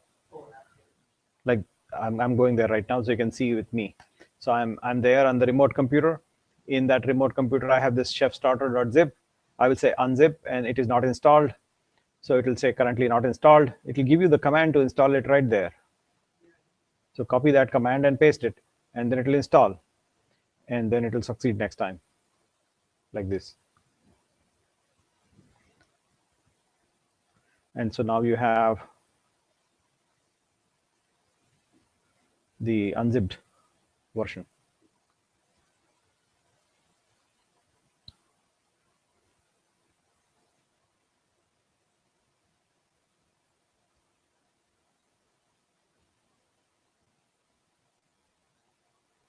And in there, you need to go and always work inside the chef repo. That's the folder we want to work in.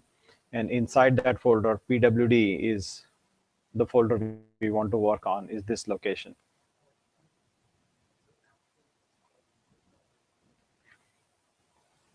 And inside that location, you will find that I have these three things that I wanted put inside my .chef folder, which is a hidden folder. And that's what is needed to make it interoperate with Chef server. It expects that.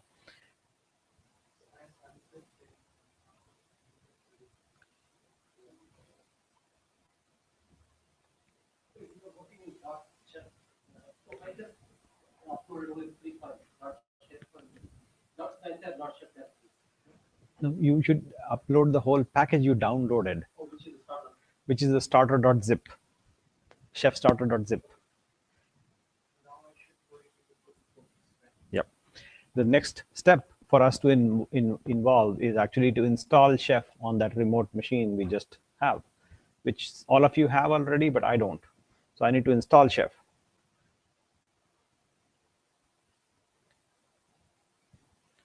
So I can install Chef on that machine by this command. I just started a new machine, so I need to install Chef on that remote computer.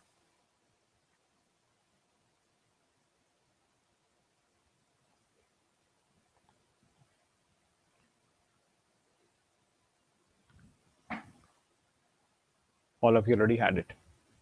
If you're using that same machine from the last time, you already have Chef installed, right? Yeah, I just started a new machine, so I did not have. So I now have Chef installed on that remote computer. Now I'll clear my screen and show you what I have. In my computer, I have the things that I uploaded in form of my starter.zip package that I have unzipped, and it looks like this. There is unnecessary element here, which I need to remove, and it's gone. And these are the things I have right now. So the key things I wanted to look at are the .chef folder, which contains the three things I mentioned. Cookbooks are stored here. Roles are stored here. And I need to now invoke Chef. So I need to, basically get the starter cookbook to run.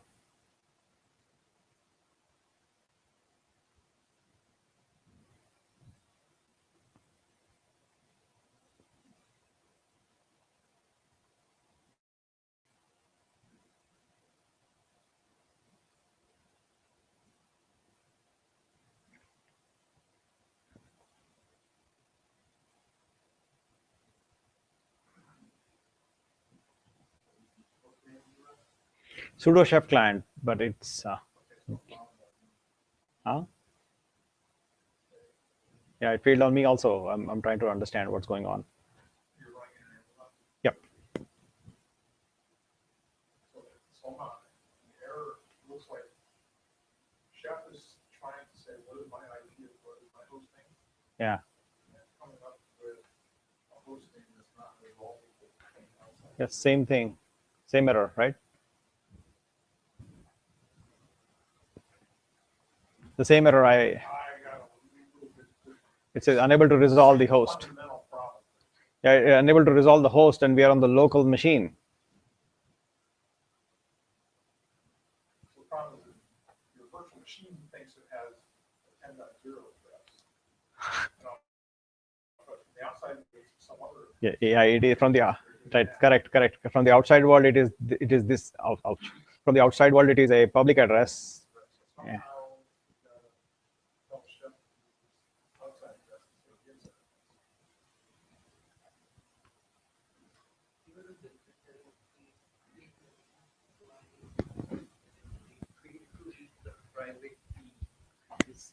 Yep. I think we need to remotely run it.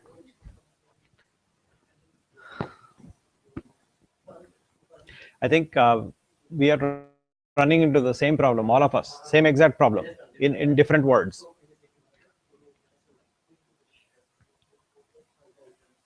Somewhere in the chef recipe, it says web on it. And we somehow do it. Yeah, it thinks a 10 dot versus it actually is outside address. That's the challenge. So whatever command you were running, chef command on this remote machine, were not chef client command. Not up until now. Not up now. We haven't run chef client up until now. All we had done is chef solo. Chef solo. Right. That's it. Right. So the chef solo required 2 additional files, which was chef solo.rb and a node.json, which told it how to invoke. Right. We haven't given that command to this guy yet. So now we try to solve. Yeah. Now we are first of all trying to get chef installed on the remote computer, and then invoke it in a manner to actually invoke that starter cookbook. So if you look at our cookbook collection, it looks like this.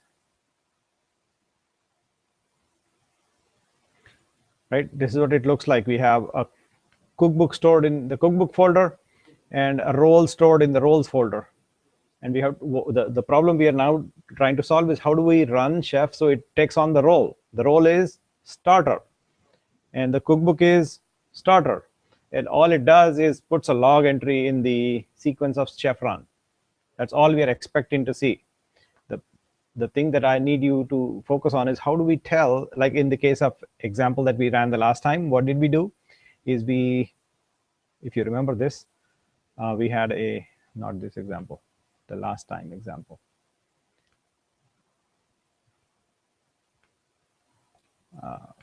Okay, where is the last time's example here? The last time we had this example where we had this command run, if you remember, run chef solo command. And that command had an argument built into it already. What was that argument? It was this. Let me go there and show it to you. It was, the argument was already passed to it. The argument was here. -c dash. So what this thing is doing is telling where my cookbooks are, telling what to begin running. Right? Those are the steps we have to now do, similar analogous thing, this time with chef client. So we have to basically do the same thing, except that we are using a different cookbook and a different starter role. We have to identify what would be that change we need to make to chef client should run on that machine and pass arguments. So it will pick up the starter cookbook and take on the starter role and run. That's what we want to do now, right?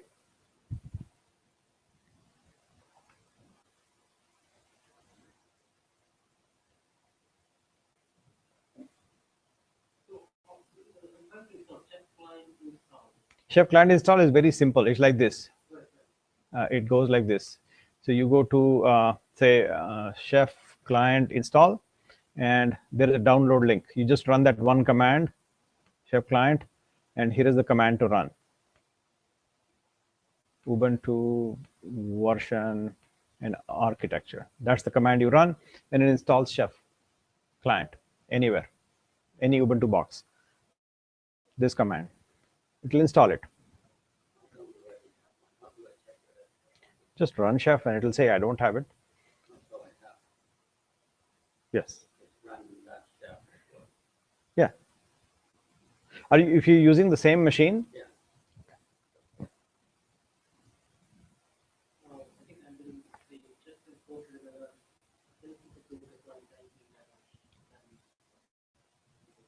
Yep. So I have a different way of addressing the same problem. What I'm going to do is invoke a gem and use that gem to invoke our EC2 instances. And Michael, you can invoke a similar gem called Knife Digital Ocean or Knife EC2. A slight variation to approaching the same problem. It expects a different computer to work on. I'll tell you what I mean here. Let me go there to a notepad.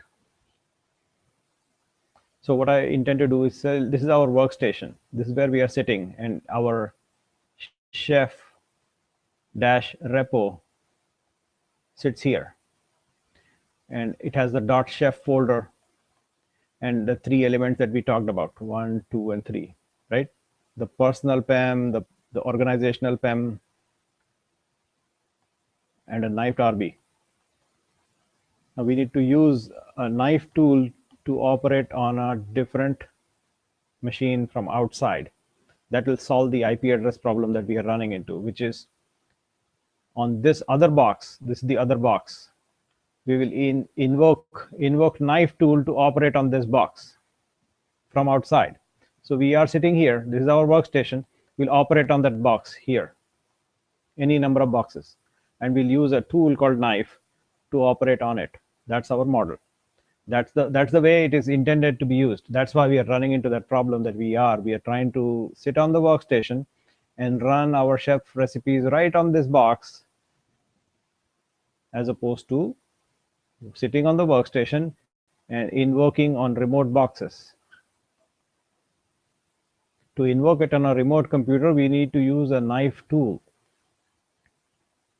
And to use knife with EC2, you need knife EC2 plugin. To invoke it on DigitalOcean, you need a knife DigitalOcean plugin. And then when you have these plugins installed on your workstation, then knife tool will operate on these machines comfortably from outside. That's the expectation. That's how most commonly it is used. And what we are trying to do in the first attempt, which did not work out, is the workstation itself. We are trying to invoke chef client right here, and it's confusing itself. That's what's going on. No, we are doing a non-standard thing. So normally we, from sitting on the workstation, Mhm. we install checkpoint on the remote flow. Yes. Here, we are sitting on the remote computer. And installing a chef client right there. That's not what it is. That's not, generally you don't do that. Generally it is like this. You sit on the workstation, you have your chef repo here, chef dash repo. You have your .chef folder with 1, 2, and 3 things, and you have cookbooks and roles and other things, and that's your work environment, right? This is your workstation. Now you use your tool set to connect to any number of machines outside. Remote flow. Yeah, it can be any other box, just any other box other than this box. So I can start another. That's what I intend to do. I want to do it first before I ask you to do it. So my intention is exactly that. What I'm going to do is install knife EC2 onto that box, onto the remote box, which I'm sitting as my workstation. So I'm going there right now. So it's not trying to install live EDU on the workstation. No, On the workstation. on the Yeah, all these knife plugins get installed on the workstation itself. Yes. I'm examining that. I'm in a non-standard, so it is new. The environment is new, so I'm experimenting how to install knife. But it's as simple as The command actually will be this, but it will not run without Ruby dependencies. So it will be gem install knife-ec2 or gem install knife-digital_ocean. That's the command I want to run. And it will invoke and install on the workstation. It will be on the workstation. You will install these commands if you have gem in place and Ruby in place. We don't have them. At least I think we don't have them. We'll find out. So these plugins will invoke appropriate providers for the appropriate service providers and enable Knife to operate on those machines remotely. I will first attempt Knife EC2 on my workstation. I don't think I have Ruby. Yeah, gem is a Ruby packager. So gem will install Ruby packages for you. This command, these two commands, one of them, like the first one, which is this one, is what I intend to run. And if I run it, it says gem can be, basically it did not find Ruby. So I'm not even sure if Ruby is there. Ruby is not installed. Gem is not installed. And in a new machine, this will happen. This is expected because it's just enough OS. As you begin, you don't have much stuff. So I want to go to GitHub and install Ruby. How do you do that? There's a instruction available in our starter language right there. You have to do these things to get Chef to install. So I already had that in our initial exercise right there.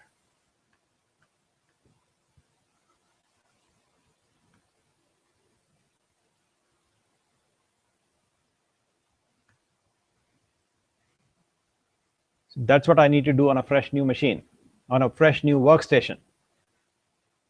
You see what I'm doing? Multiple parts: apt-get update, install git, build essential, curl, Ruby, and Knife EC2 and Knife DigitalOcean. I don't need both, but I can install both. There's nothing wrong with installing them both. So I need to do these things step by step on my remote computer. And there I go.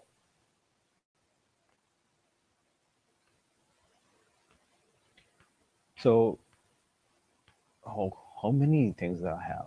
Cancel, cancel, don't save, don't save.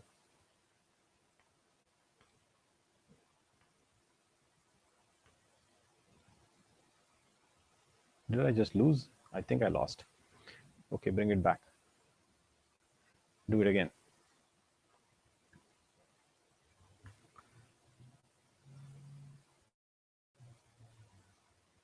Okay, first step, on my terminal, on the remote computer, apt-get.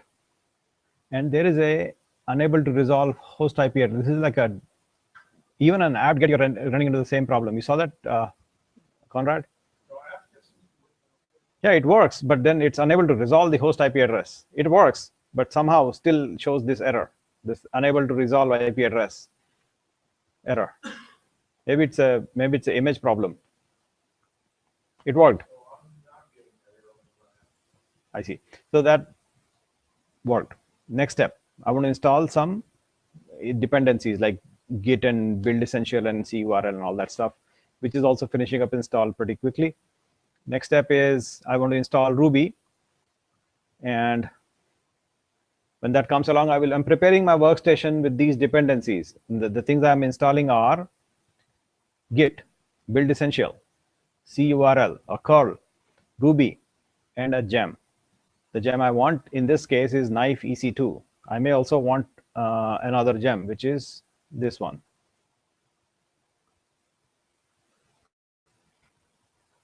And this gem will help me install and configure DigitalOcean if I want. There are Knife HP, Knife Azure, Knife whatever.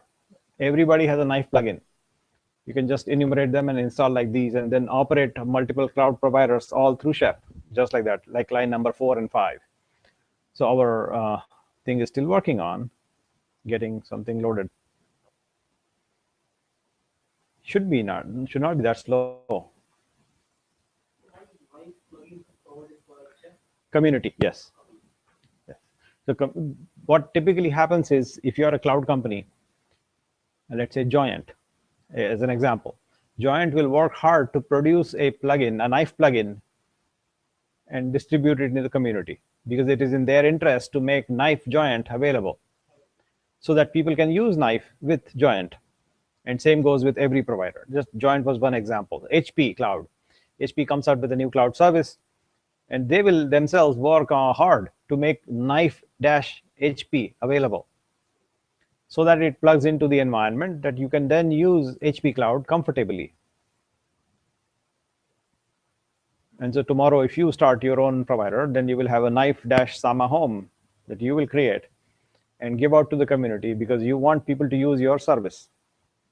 So, the trying to install it on Amazon EC2 instance, like repo, you coming from there, like when we Gems come from a location. So here is where gems come from. Ruby gems. They all come from this location. Gem host. No. It comes from here. So all the gems are stored here in this location called, this is some similar to a distribution of binaries. So packages available for Ruby packages are available all here.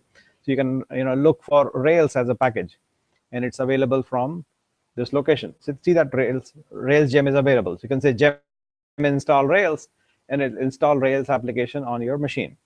Similarly, knife EC2 is a gem package available here, and it installs like this: gem install knife EC2. And so is true with DigitalOcean, by the way. And so there is knife DigitalOcean. No, not this. There is a knife DigitalOcean, which is this one. So that's where these items come from. So we just succeeded in installing, what was the last install? Yeah, build essentials. So next thing we have to do on the workstation is install Ruby language, which we are doing right now, like this. So it's installing Ruby, and then EC2 gem and DigitalOcean gem, and then we are prepared to invoke knife tool and use our chef repo with a service provider, which can be the same service provider like EC2, and we are sitting with our workstation in EC2. It can be a different provider also, because it doesn't matter. It will invoke appropriate knife plugins and connect with appropriate service providers no matter where you sit, because the workstation can be most typically a Macintosh laptop for the developer, most commonly used in the community. Yeah, most people will use a Macintosh or an Ubuntu laptop as their workstation. Very common. No. It's very common. I'm telling you an honest truth, what I have seen out in the industry. Most commonly, most developers will use a Macintosh workstation as the workstation for Chef. Or some really, really advanced people who think they're advanced are using Ubuntu as the workstation. That's what's commonly seen. So so it expedites the installment. Otherwise, documentation also gets installed. You want to cut that out. Yes. I don't remember the exact, but I'll find out for you.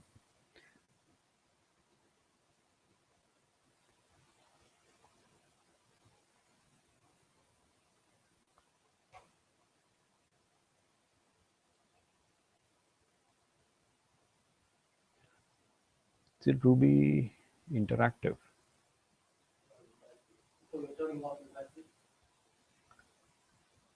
I want to read before I say it. RDoc is automatically generated documents from comments and structure of your code. RI is offline help files if you don't have internet.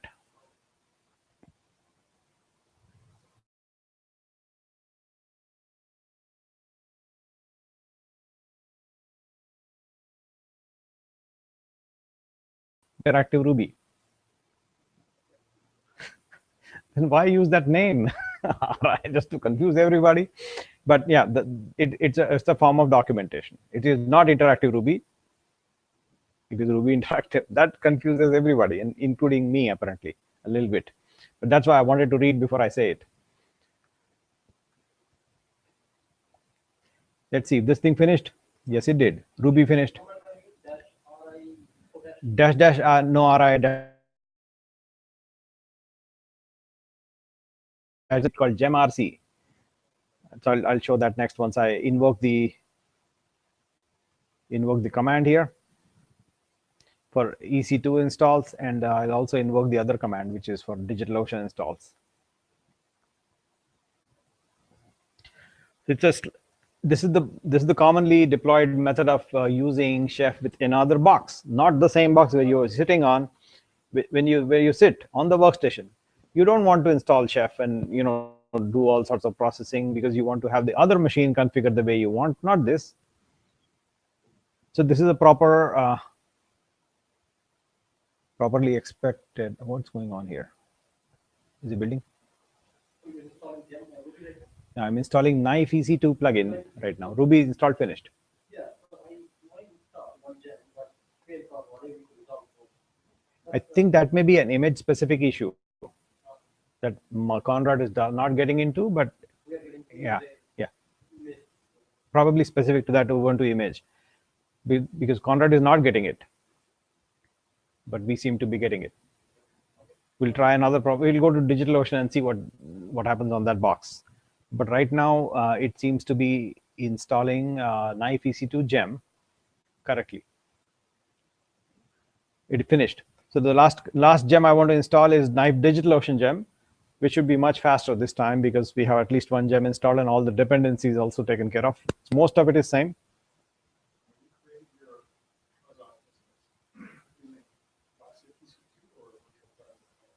I think VPC. VPC, yeah. Probably not. That may be it. I'll go check that. Maybe it. Console. Let's check. Is that the creation time or later?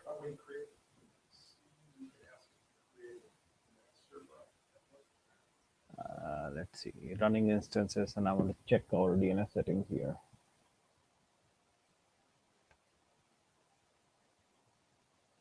Private IP, private DNS. Public IP, public DNS.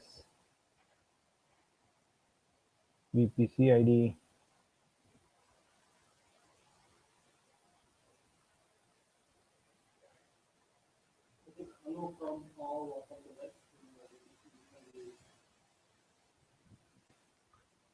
So I think we have our gems installed. The next logical step for us to use is to actually use these gems, right? So let's go and see how to use these gems. The best way to read that is on GitHub. Knife EC2. And here is the documentation. We give you specific examples of how to invoke it. So once you installed it, it is gem install Knife EC2, which we have done. You have to configure your knife.rb file with your keys so that it will know how to interoperate with the Amazon cloud,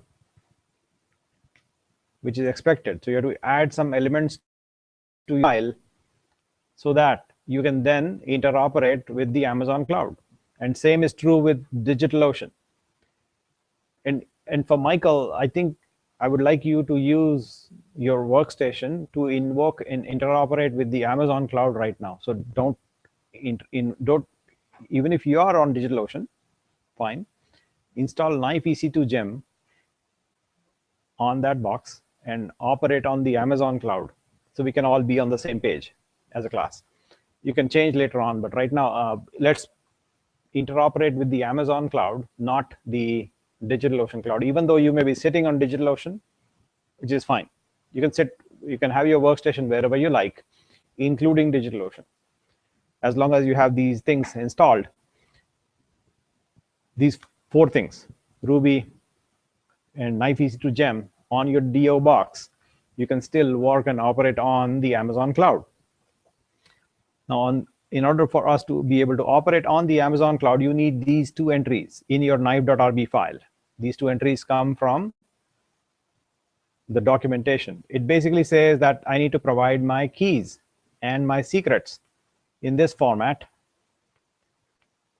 like this. So I need to somehow put my access key here and secret key here. And then take these 2 lines and put that in the knife.rb file. If you remember, knife.rb file is actually a file in your .chef folder.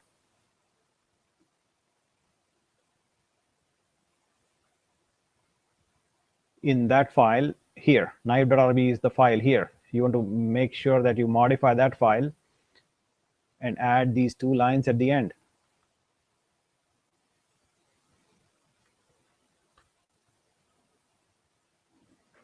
You see what I'm doing? Yeah, I'm adding 2 lines. Sorry, adding 2 lines here, like this. Oh, okay. Hold on. Let me change some color. Color preferences, basic, default.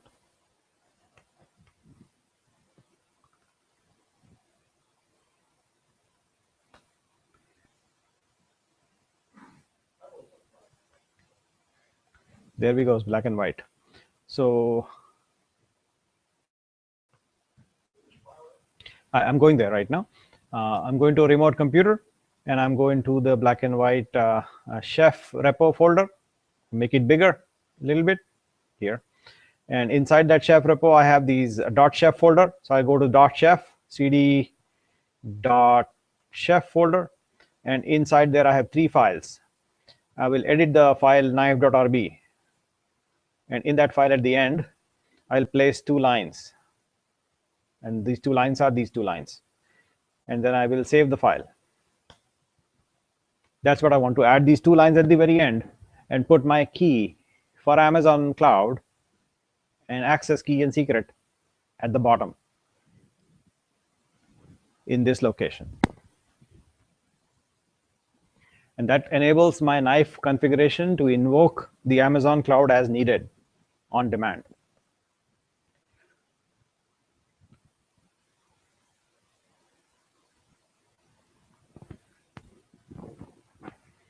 So the 2 lines are available on this documentation page on GitHub for knife EC2. And you can get your access keys from your Amazon account. Which, yeah, I'll tell you where to get it from. Go here and go to the upper right corner and say name, and then say security credentials. That's where you will find them.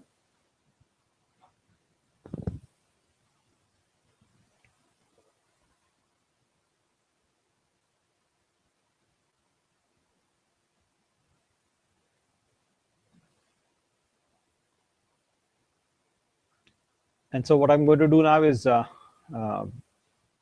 take my keys and put them in the right location. So I'm going to grab my keys.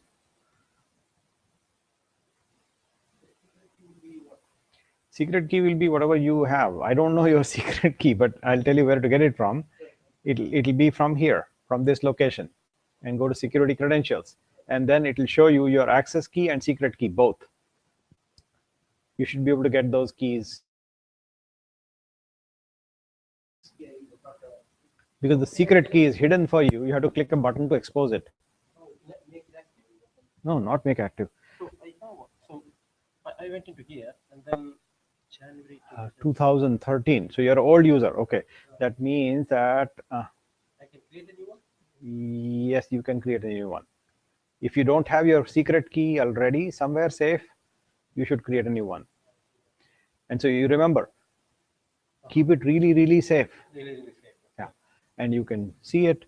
And this is the access key and secret. And you can download a key file if you like, but keep it really, really, really safe. I mean, really. Really? Yeah. Yeah, you will use it perpetually anytime you use this account. And you have the access key and the secret key. You want to put those items in the right location, like I'm doing. And you want to keep them really safe. Otherwise, you have to do this step again. It's boring. So keep it in a good spot. And remember that that's what I'm talking about when I say cloud access and secret. It's basically account-wide access here. Yes, exactly as the syntax says here, which is not this. Where are we? Okay, so okay, here, like this. You have to put it right in between the quotes, like this. So let me take a moment and grab my keys, and I'll be back. Well, I guess we are recording the whole thing, so you will see my keys. Please don't use it. I trust you will not use my keys. Thank you.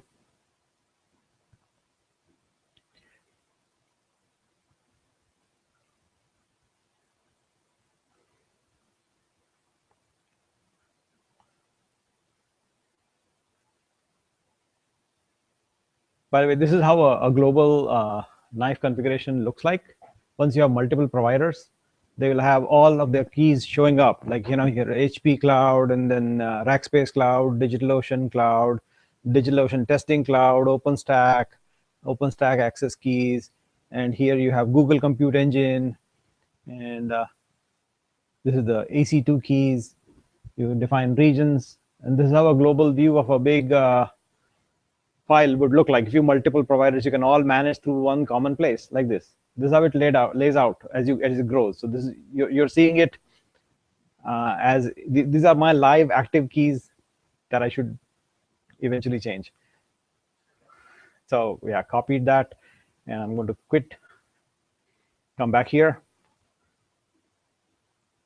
at the bottom, making it delete these 2 lines, and then paste. And so I have my keys all in shape, intact, which should let me do a simple operation now, which is knife EC2 server list.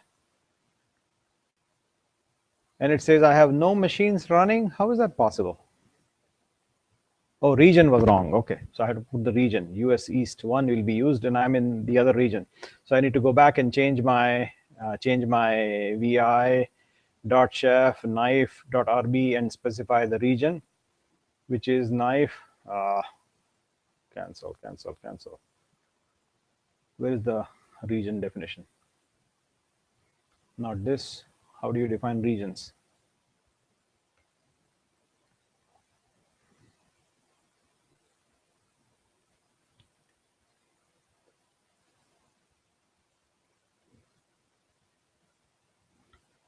You define it like this. Okay. So if you're in a different region other than the one that is not US East 1, then you should define your region like this. Like this third line I have here, US West 2. And at that moment, you should be able to clear your screen, always work inside Chef repo, and say knife EC2 and server, and list me all my servers. And it will list this very box that I'm on, which is my workstation, which happens to be the only machine running in that region right now. It also complains about some warning about unf gem not loaded. You can get rid of the warning by just installing gem install unf, and that will take care of the warning part. So I'm in Northern California, so do I need to add that? If you are in Northern California, you should add that line that says something like this, clear, like this. Yeah, something like that. Now, this is Oregon, by the way. US West 2 is Oregon. So you have to find out your region from the upper right corner and use that label. Now, this successful test shows you knife EC2 server list will show you that you are actually connected properly to your Amazon cloud. And you can see that it's showing you a list of all the machines running in your Amazon cloud right now, right there. You see all of them. In my case, it is only one, right? So once you reach that point, we'll take that next step, which is to invoke knife bootstrap or knife cook commands to basically operate on another computer. Go do this for me. And through knife, you can go make it do things for you. And we'll do that. But I want you to reach this stage where you can say that knife EC2 server list will show you a list of all the machines running in that cloud for you, in that region. So if you're there, we'll proceed forward. In your case, you should be able to see the same thing, except that your region is good and all that, and I think you're doing okay.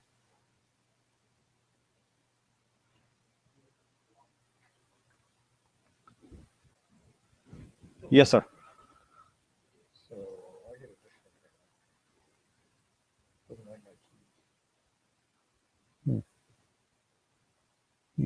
provide a value.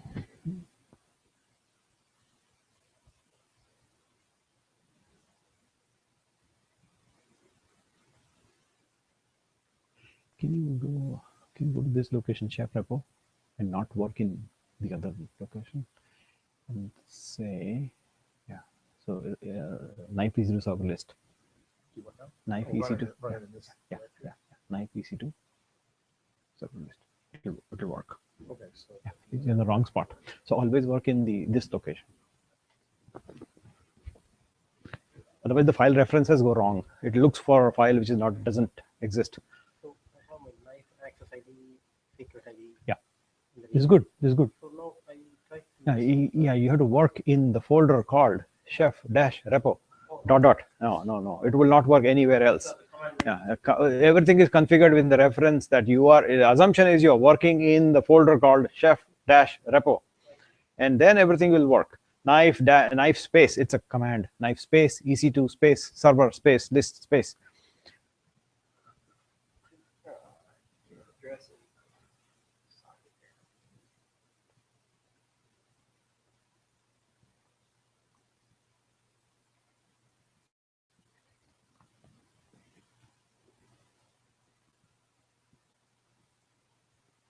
And this is on DO. DigitalOcean. Yeah. PWD.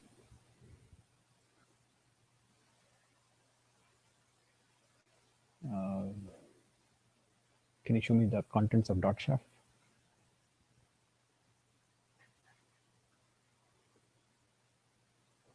Content of knife RB.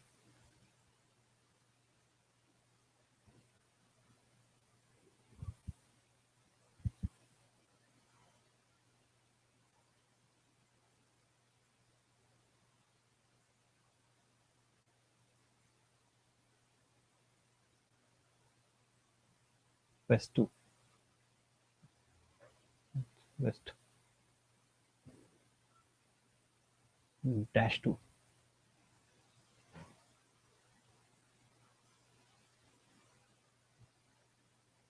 Was there a change?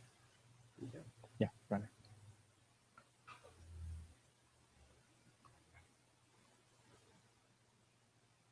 Yeah, good.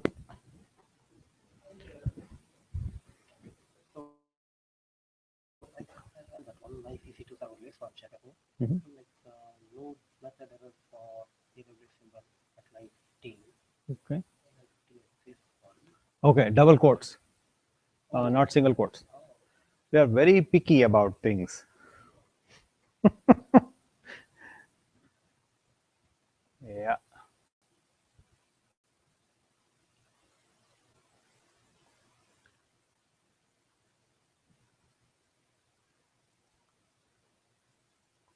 And you sure your region is correct? Yeah.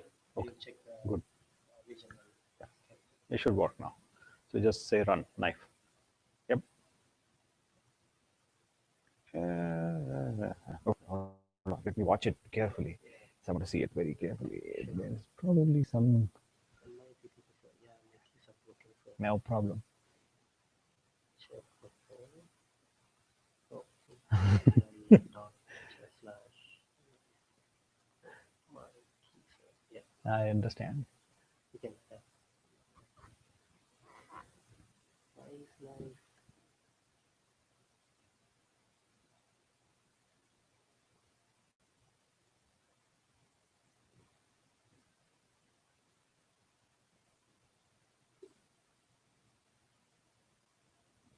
Oh, wow. I don't think that's a problem, but Or maybe there is no No. equal sign. There is equal sign. there is equal sign.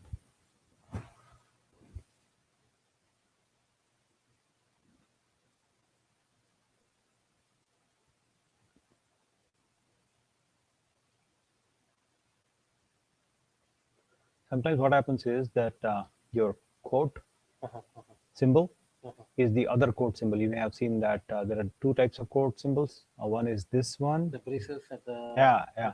Those throw people off, throw Ruby off at times. Do you know what I'm saying? I see. If you copy from Word and bring it to, to your Linux window. Yeah. So that's what I'm checking for. Yeah, control characters. You mean? Yeah. Crazy characters show up from Windows Yeah. to Linux and they don't like it. Control.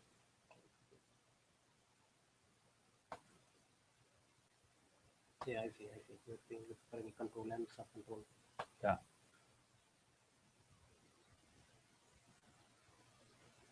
Are you sure it is a region or AWS region or what's the name? What's the syntax? I saw region in your. Okay. file.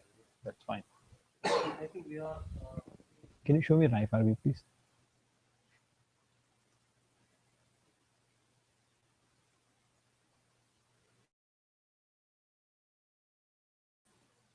Colon region. Yeah. Colon region. No, Yeah. this region. Yeah, that's good. So this should work.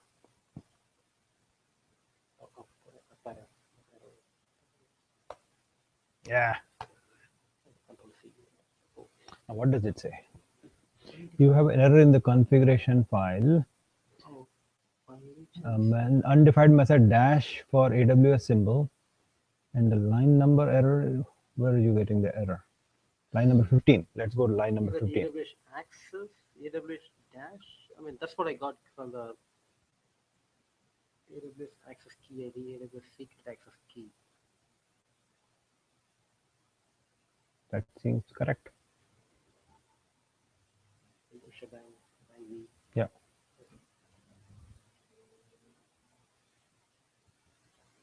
So line 15, right? Yeah.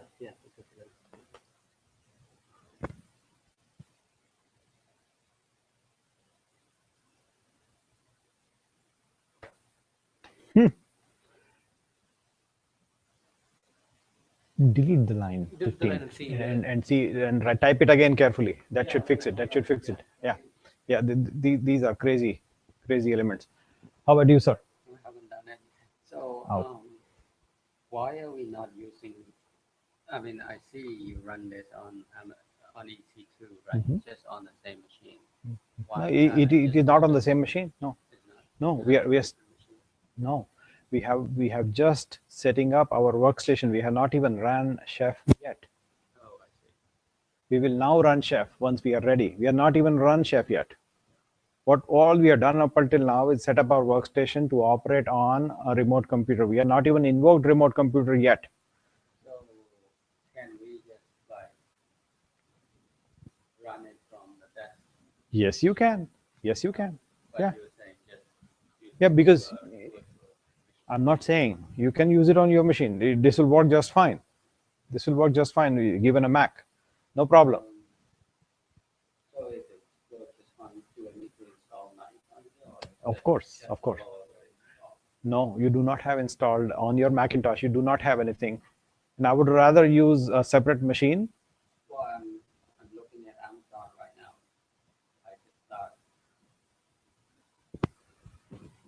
I just started it. Yeah, so you booted up. Okay. Now it's almost done. Yeah. Okay. Yeah. But then I have to go through all the steps and it will be behind. Yep. Yeah, it's underscore. Aha.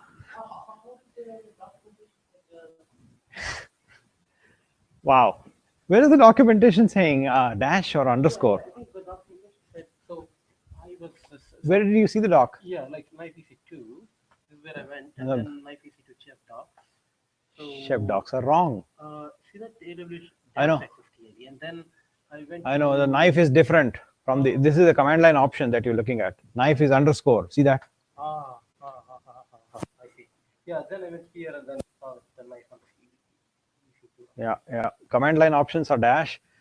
Knife options are underscore. That's Ruby. Cannot. I could not even detect that underscore or dash. Yeah. That was the problem, and this is conventions, and now it will run. Yes, it did. So, yeah, this workstation command is telling you what do you have in your cloud. My USS one. Yeah, in your cloud, and you happen to have your workstation in the cloud. Only nothing. Yeah, nothing else yet.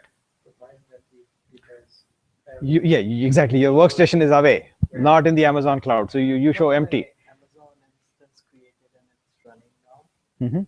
So when this live.go, So you need to be working in a folder called chef-repo all the time. And this is not that folder.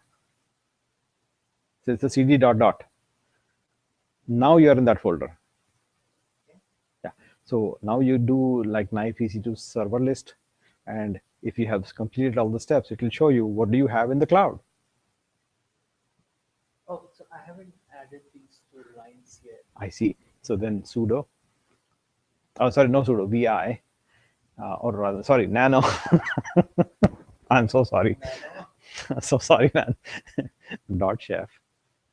uh, Dot chef slash knife. okay, that's the knife.r. Yeah. Tab. Enter.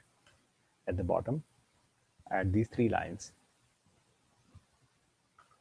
So this mouse doesn't work. So scroll through keyboard. Mouse just doesn't work on the terminal. Just avoid using mouse. Down, down, down.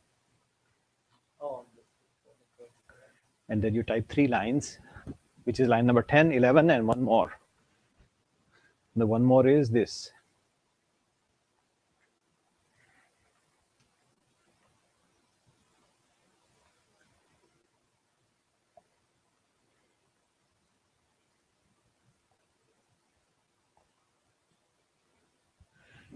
These 3 lines you will add to your knife configuration. And then when you run knife EC2 server list, it will show you the entire machines available in your cloud. Your cloud will be EC2 cloud in that region XYZ. And so apart from Michael, all of us will see at least one machine which we have running our workstation there. And in case of Conrad, you will see multiple machines because he's running multiple of them. All of them will become visible like a table.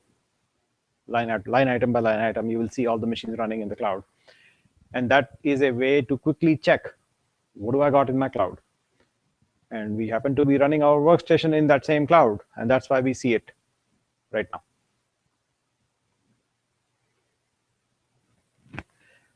So the next law, you use right click and paste. Yeah, this putty helps you with right click.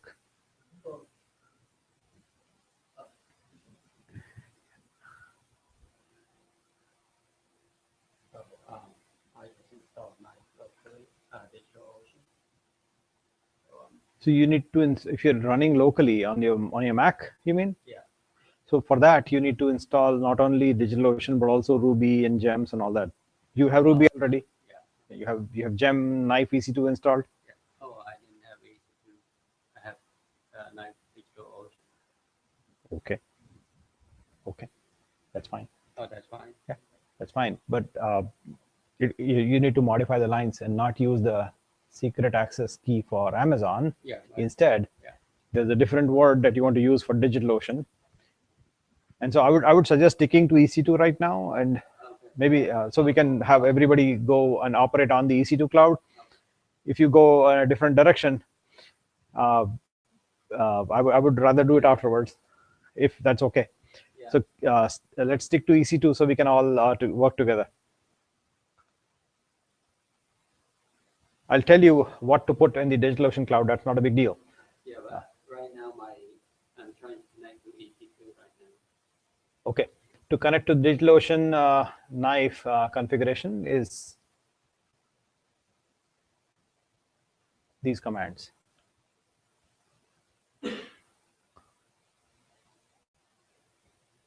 Here, these 2 lines you need to provide. So very similar, but somewhat different. Right? The ID and API key, and you have to obtain the API key from the provider.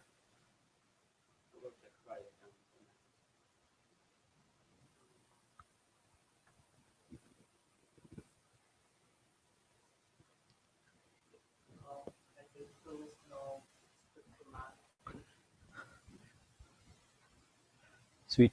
Now you need, are you sure you're US West 2A or is it just 2? That's the one. Just two, I think it is availability zone. It's a region versus availability zone. So your zone is EC US West 2, not 2A. That AZ is A, availability zone is A, region is 2. Does it show them? Yeah, region is here. So US West 2 is Amazon, is Oregon. Okay. I know that from experience. So you want to modify that again and nano. Up arrow. And there we go. Now one more. Yeah, there we go. And the modifier, remove the A at the end, no mouse.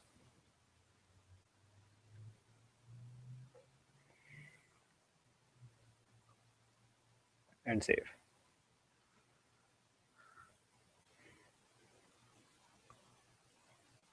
Yep.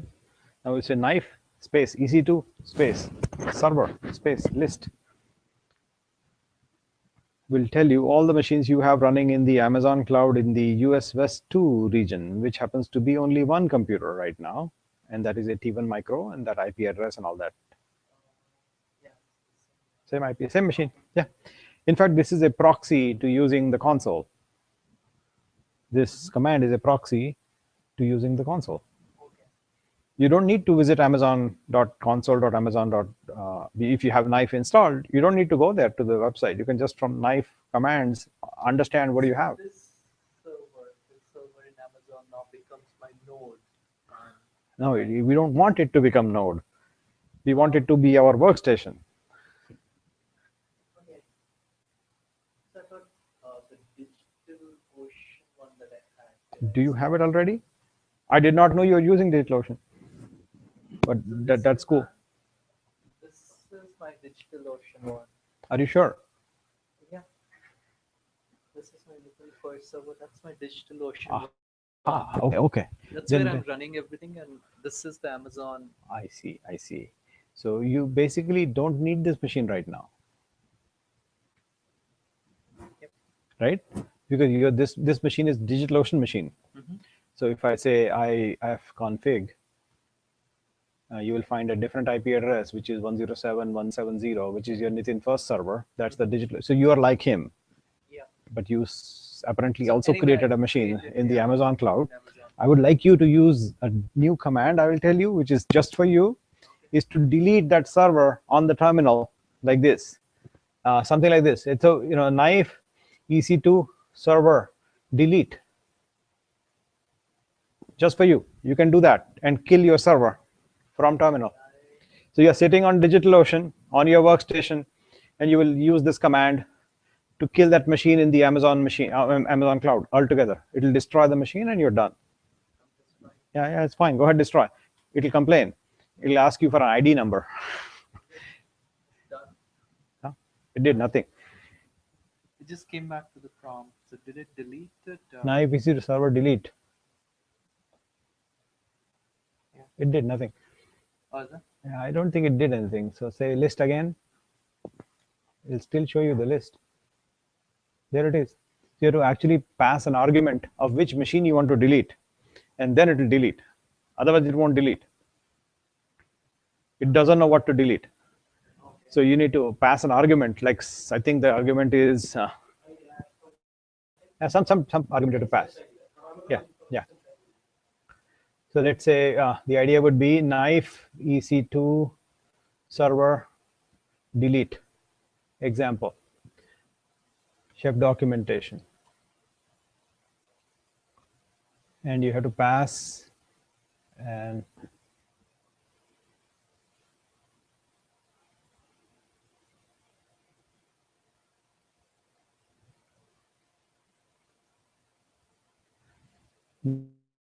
knife EC2 and then the name of the server. I mean ID name, node name.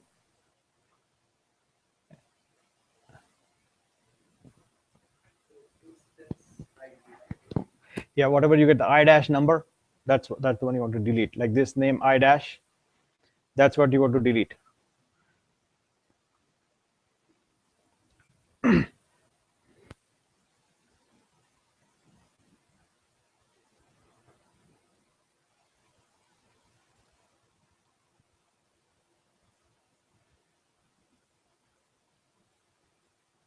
And similar to delete, there is a create command.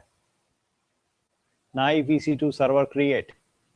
You can create by doing all dash dash dash. Yeah, in fact, it can be fairly elaborate. To create command is a very complex command, and you can go detailed attribute by attribute. You can pass on all the arguments and say naive EC2 server create, and off it goes, and create a machine.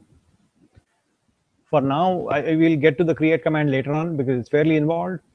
I think at this moment, we know how to start a machine using the console. Just click a button, get the machine created.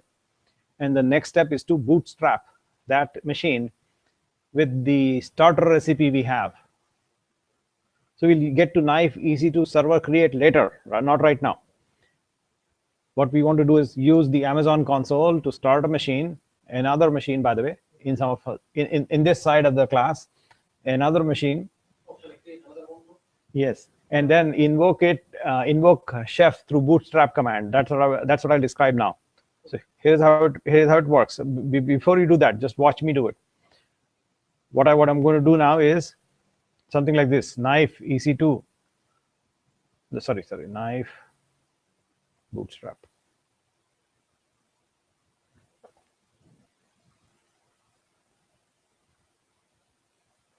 Let me go to the terminal and figure out the commands. Knife.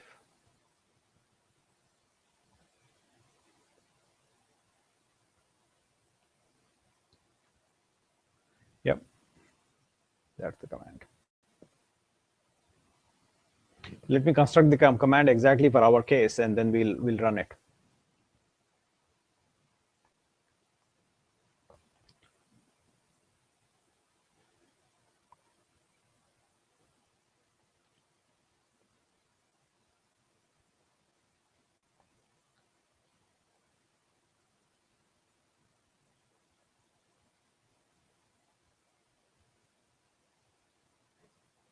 And then I'm doing the list command, it shows shutting down and terminated. Yeah, so it's finally gone.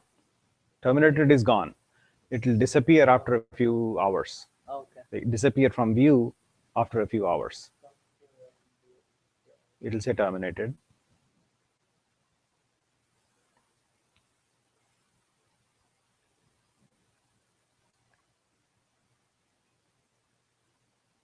Yeah, so it's gone.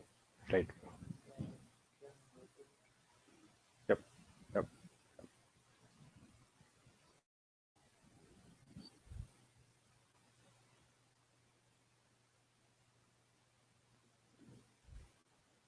So I'm creating another instance. I see. I see.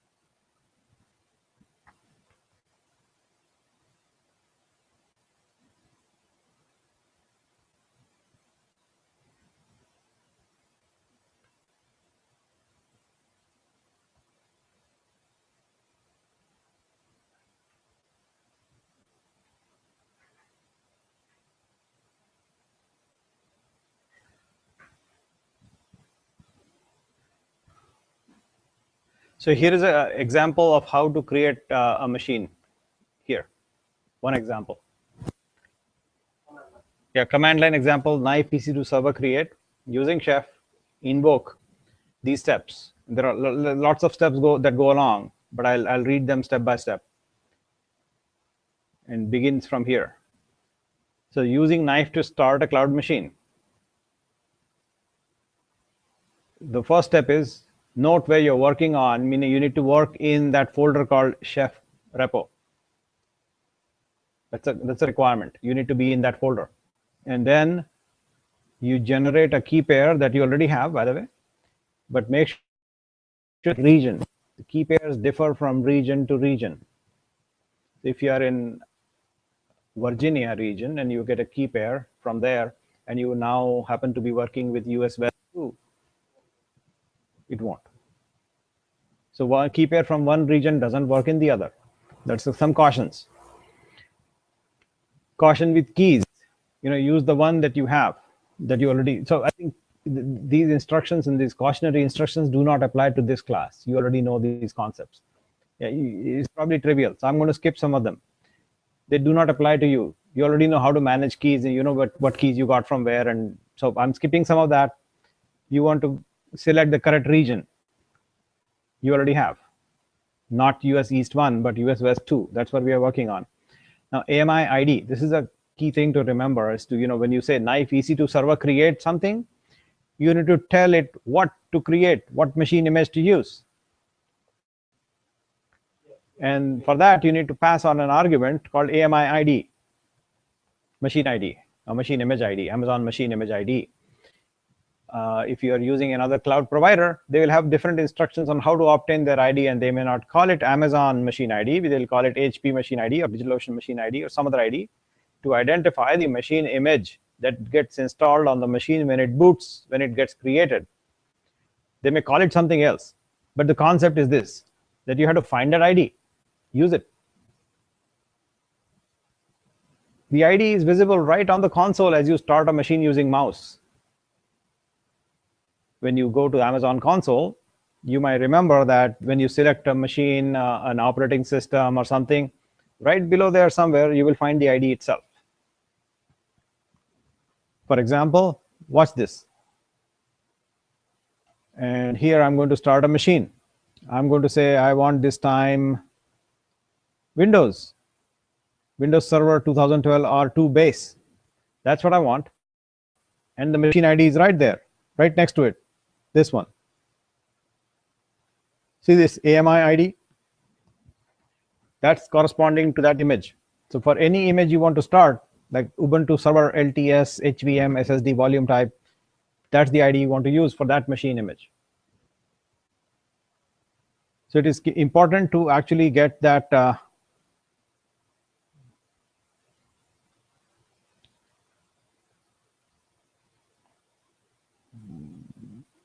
here. It is important to get that particular machine ID in your hand before you invoke knife EC2 server create, because it expects the machine ID image as an argument, like this. Knife EC2 server create, and then I have a key that I'm going to pass the key name. In your case, it can be new key, one key, whatever names you have used with Amazon. The next argument is the actual private key file that you will pass, the file itself. Can be same, can be different. Doesn't have to be the same. Like in this example, it is the same. It doesn't have to be same. The file has to be corresponding to the name you used in the console. And then X is the username you will use with the machine image. In case of Ubuntu in Amazon, it is Ubuntu. In case of DigitalOcean Ubuntu, it is root. So you need to know this from the documentation of that particular image that you are using. Then you give the machine image ID, like here. Then you also select the size of the machine, the T1 micro, like how big your machine you want. And then it creates the machine. So if I take this command and modify it a little bit to use my keys, currently I think I have EC2-Oregon as the name I used, which means that I need to use that key pair correctly, like this. I should be able to take this command just like that and invoke it in the Amazon cloud.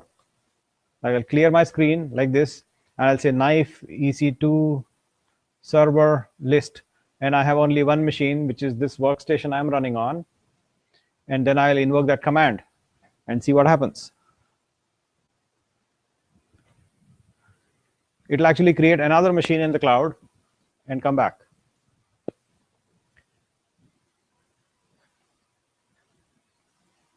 So it has taken that machine. The instruction was here.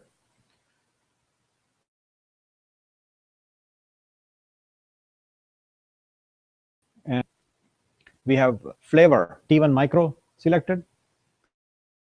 We have AMI machine image provided. US West 2 region chosen. Availability zone US West 2A selected. Security groups I am using as default. Tags I have provided as the same as the machine name. And key I'm using is EC2 Oregon, and it will fail because my private key is on my local machine, not on the workstation. Sorry. So it will fail. Waiting for SSHD and perpetually get stuck at that moment because the key is not in the right spot.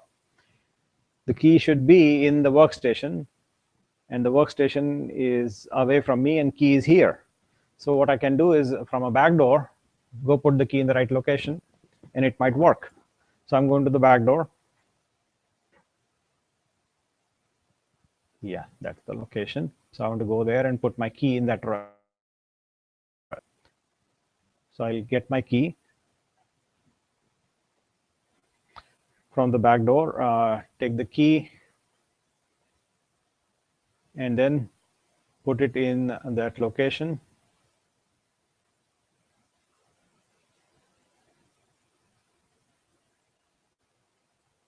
And I moved my key there. I copied my key there. So this guy should proceed. I hope.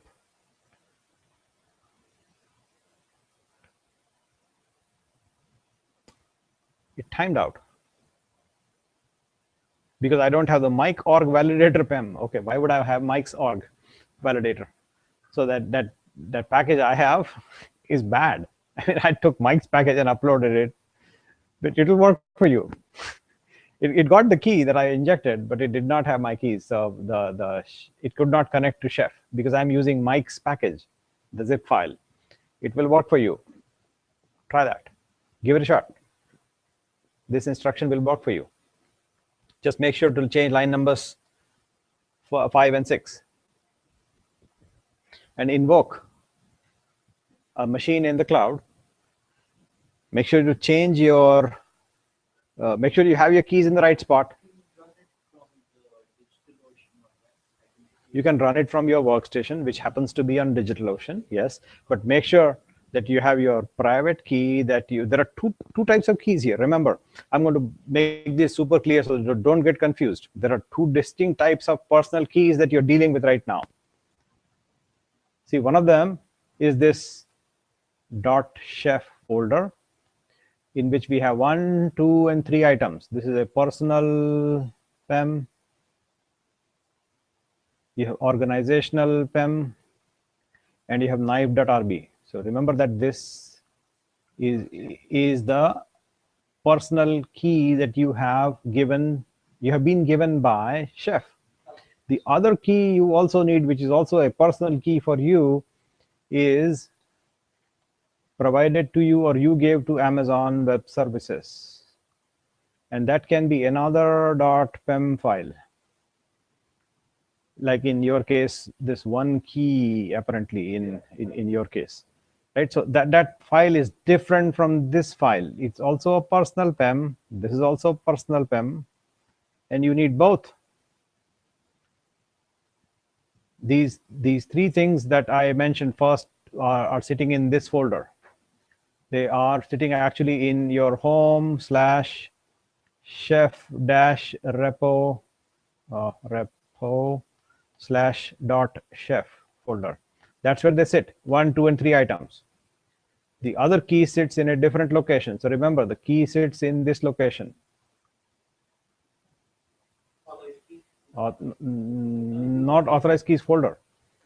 This folder.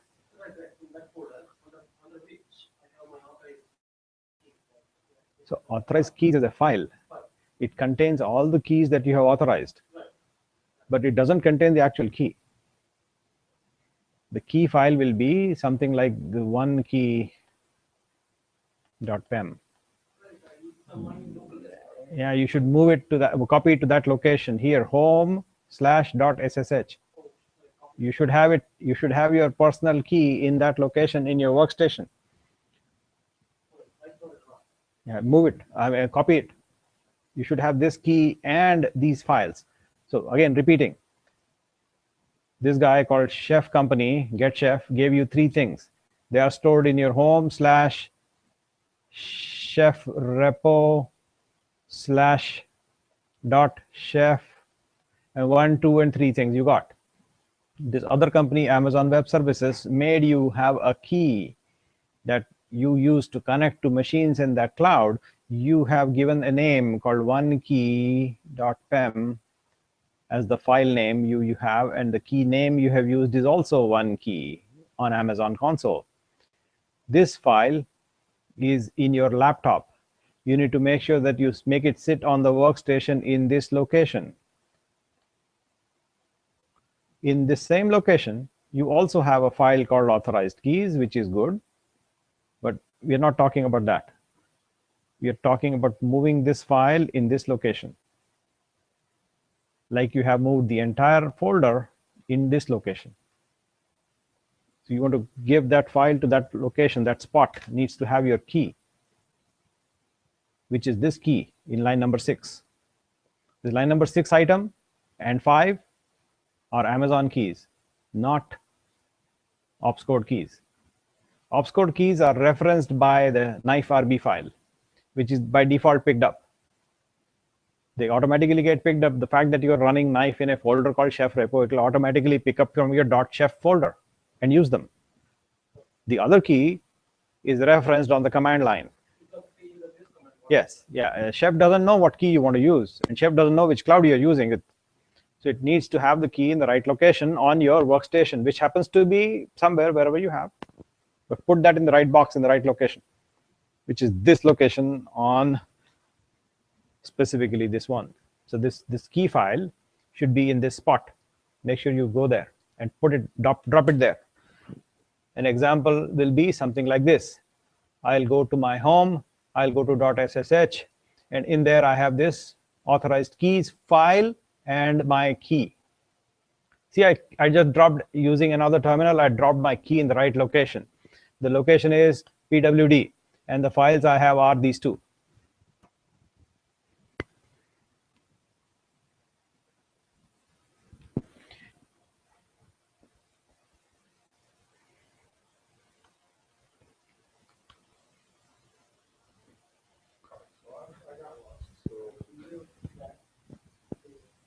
To write up? I see.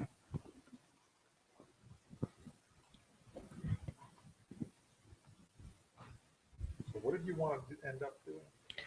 We want to invoke a machine, start a machine in the Amazon cloud using this command set, which expects line number 5, the key name you use with console amazon.aws, console aws amazon.com, and line number 6 expects the key to be in the right location in the workstation you're using, and the right location happens to be .ssh as shown in line number 6. All right, so I don't have my key in my Amazon machine. In the workstation. Correct. By the way, Transport it there. Put that, drop it in the location shown in line number 6. It is expected to be there because that's how it will, by knife command. copy command. Copy a file is your CyberDuck. CyberDuck. No, I moved it over here. I just need to put it in the. So MV. So MV Nitin Amazon key pair to home meaning tilde /.ssh. Do you already have the folder? I think you do. So enter and go to that .ssh folder, cd.ssh tab and ls, and you should see the file there. Yes, you have it. Now come out of that. Got my this one. Come out of that folder and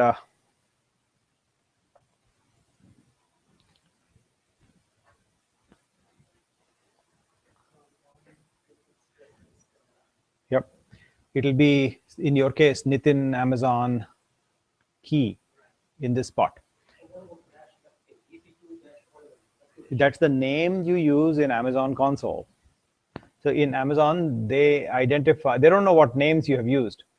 So if you go to Amazon console and go to the right region in EC2 and ask for keys references, here, key pair, the key pair name is what is expected with -s. So this is the EC2 key pair name. Oh, okay, keep it. Key pair name, yes. S is key pair name here. Oh, Number 5, key pair name.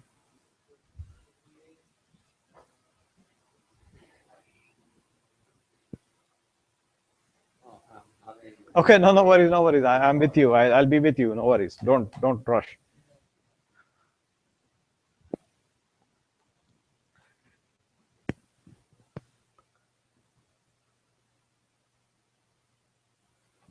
Yeah, makes sense. And it's waiting for the instance to boot up, and then waiting for SSHD, and then once you have SSHD going, it will do a bunch of little stuff like prepare the machine with Chef. So it's doing. Yeah. Here it is. Let it finish. Yeah, I noticed. I rediscovered Tmux. Tmux. A couple days ago. Nice. Tmux is nice. Yeah. Just don't talk about it.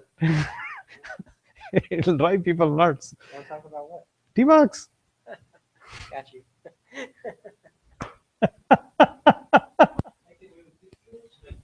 I use this instance? That's why, you know what I told you, Conrad, don't mess with younger generation. They'll get you like immediately. It's so crazy. Thank you. Awesome. Great job. I cannot play with younger generation. It's impossible for me. Really hard. I know. Like your And son. exactly. So I don't mess with him. Absolutely. I told you first day. I cannot do that. I won't dare to mess up. No. He just got me, like, how he got me?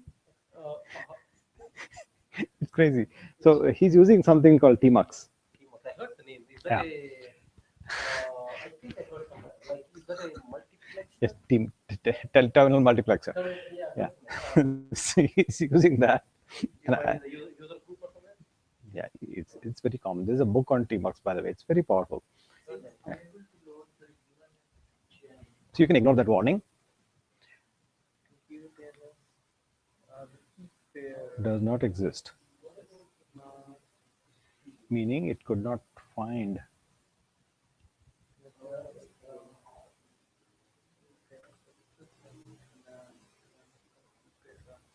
Is this the same name you have used in the console?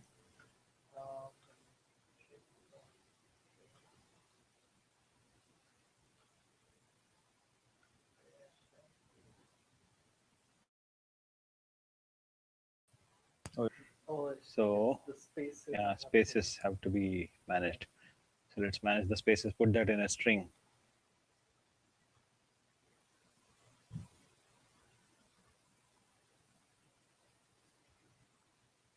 And put this in a string from N all the way to R. Yes. Try that.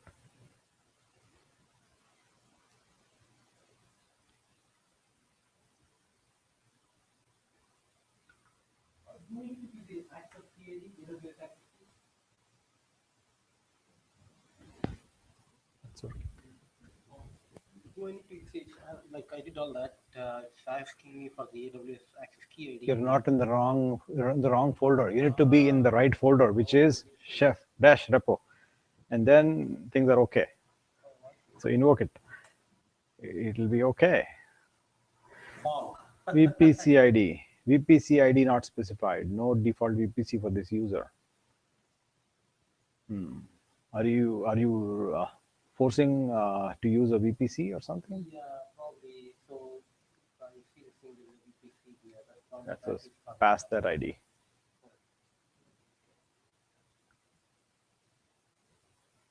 You have to pass that ID, or I'll read how to pass that ID. Yeah, it's you have your private key also given that should work.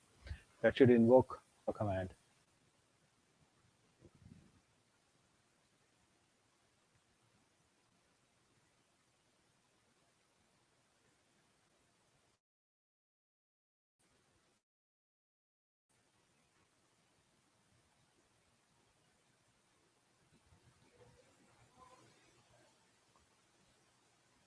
Subnet ID does not exist.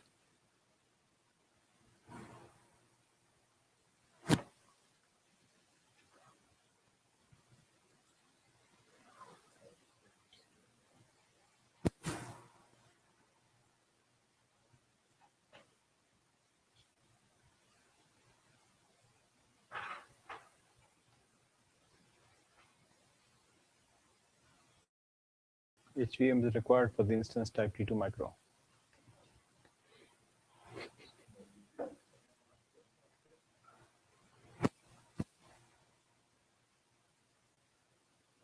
EC2 Oregon key pair is my name.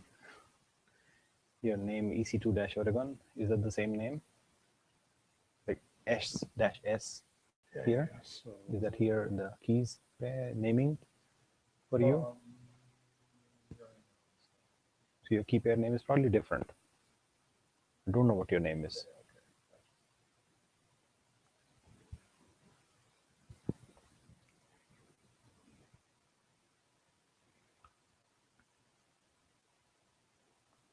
Key pairs will show you the name.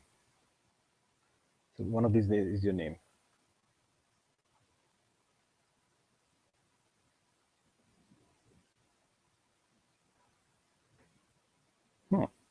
Good. So it is invoking.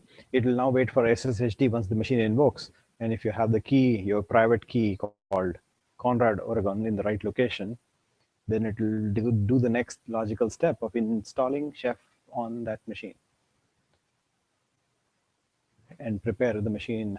Because it was invoked through knife, it will keep it ready for deployment using Chef. And once you do that, you will also find some very interesting things back in your Chef server. So once you finish that deployment, you should find interesting parameters showing up in your console, in your Chef server setup. Did it finish? No. Where was HT? So go check in that machine a folder called .ssh and see what you have there. And does it have this file lates latest.pem? Here it is. Go to that machine and a folder called .ssh. How am I going to connect it to it? Another terminal to DigitalOcean.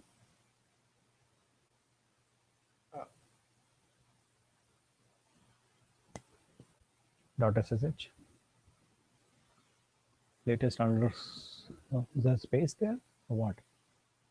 No. Underscore. What does the other thing say? The other terminal. And the other terminal. Latest.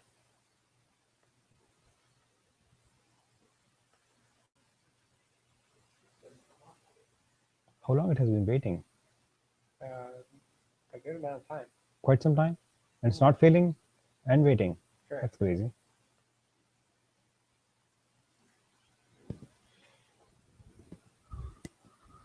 It's hanging over there. I checked on the console. It has created. Yeah, machine gets created. It is waiting for SSHD because it wants to grab the private key that you have provided in the line number 6, and then go on to install Chef onto that machine, and then also finish up the operation on the back end of Chef server to show that a machine got created in your cloud with all the details of that machine available in your Chef server for you to inspect. So that is expected once it finds the proper location to grab the key from. In my case, you saw that it found the key, but then I had the wrong organization. I'll go and fix that and show it to you. Next time when we meet, we should be able to go and invoke the server appropriately. And once we have the server invoked, you will see entries about that server showing as node entries or client entries in Chef server in ops code.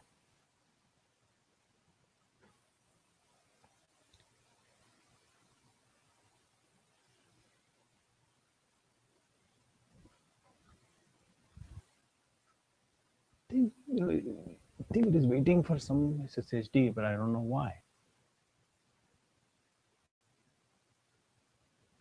Let me grab my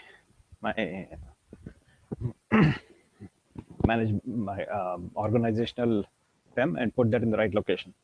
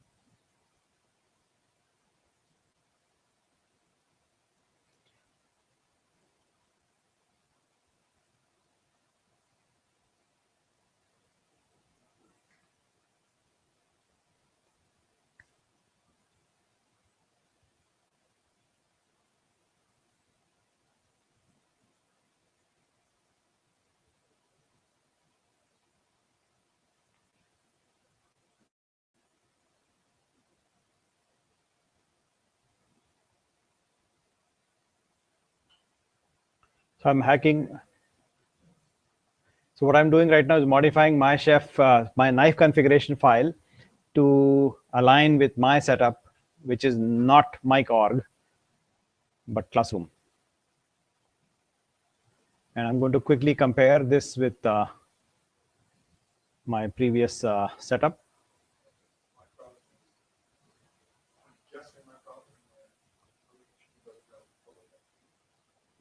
Ouch.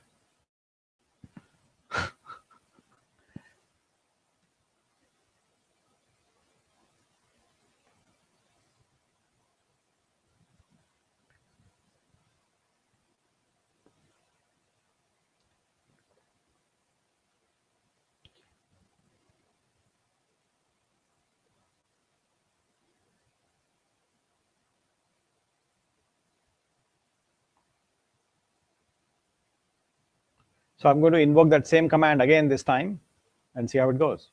This time I hope I have my own knife RB as opposed to Mike's knife RB.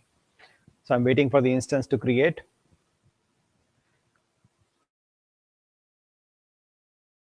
Hope to get the keys picked up.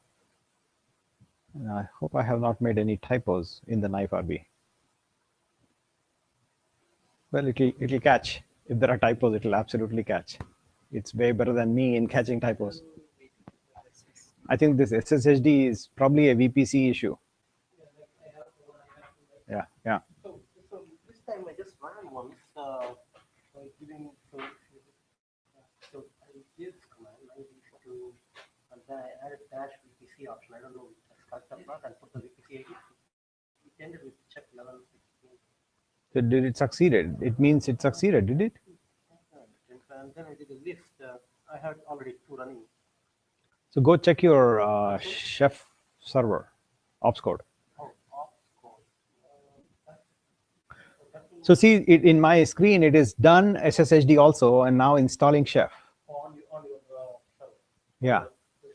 On my workstation, I have invoked knife EC2 server create blah, blah, blah. And then it installed chef on that destination target. It is also running chef, whatever we have, and it finished. And it did successfully. And now you will watch what it did is instance ID, flavor ID, image ID, region, security groups, availability zone, security groups, SSH key, all the detail, complete with your public DNS, private DNS environment. It succeeded. Let us look at what the ops code console show. So manage.opscode.com, which is get chef console. In there, you will find that I now have 2 nodes. See this one a minute ago, a few seconds ago, last check-in, and it shows the entry showing all the nodes. So I have this node running. It represents itself in the chef server like this. On the terminal, what we have, if you go back to clear your screen and say knife EC2 server list, this time I will expect to see 2 machines. Actually 3, the third third one is a failed attempt.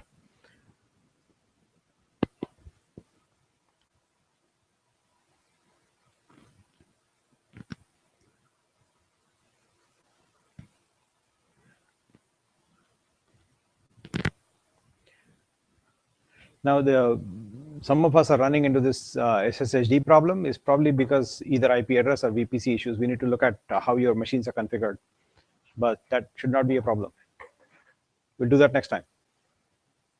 Cool. Did it work for you? No, not yet. What's going on? Oh man, this hurts. This hurts. It hurts. You have to figure out what's going on because something is different. I don't know what that is. It should work. It should work.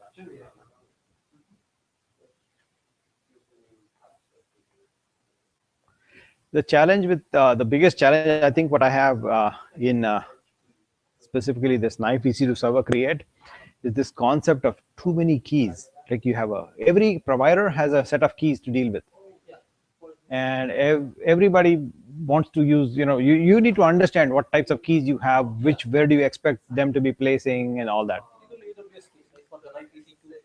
For knife EC2, it is AWS. For knife DigitalOcean, it is DO keys. For HP Cloud, it is HP keys. So everybody and their brother will have their own method of authentication. So it's a key management problem that we need to understand that there is a problem that we need to solve it by being diligent about it. That's the only way to solve it. Yeah. So, in my case, so this is my VPC.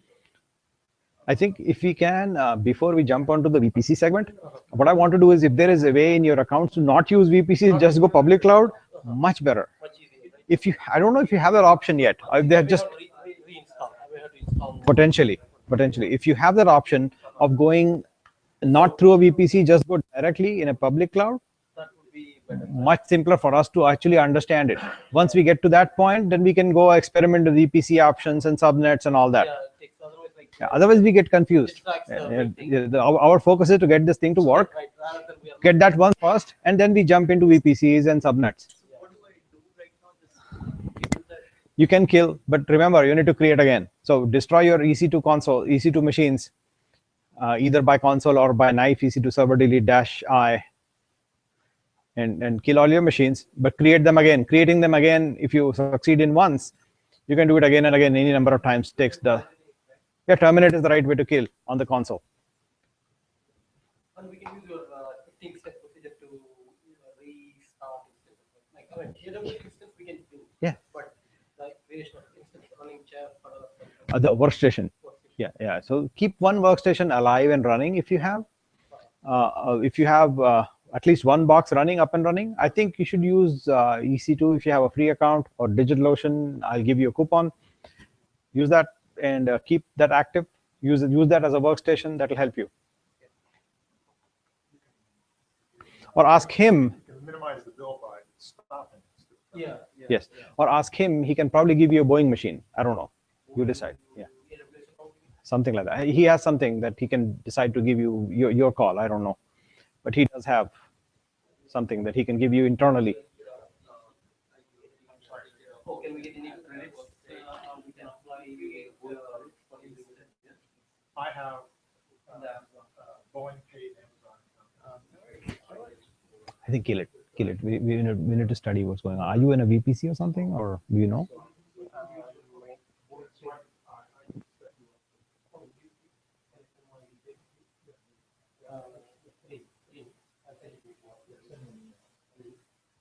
So I have config. The one word.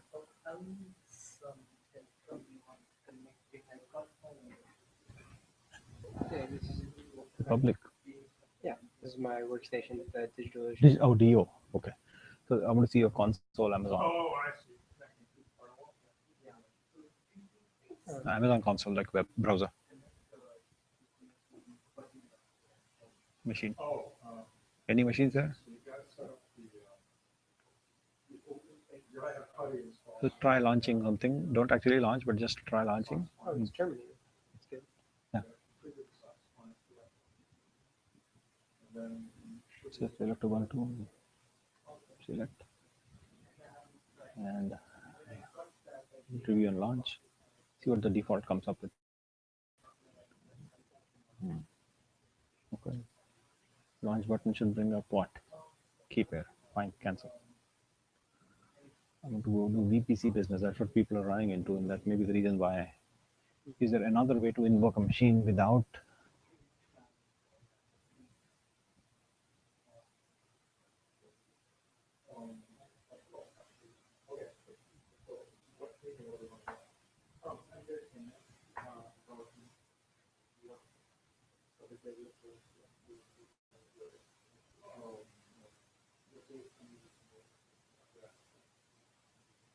So VPC is default. Okay. This is not default for me.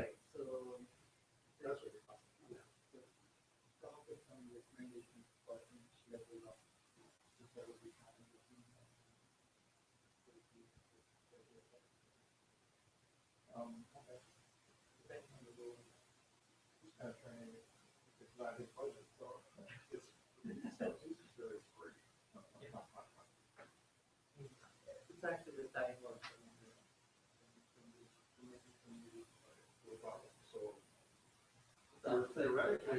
Do you remember what settings you chose in this segment? That's where we are struggling. Those who are struggling. No. Okay.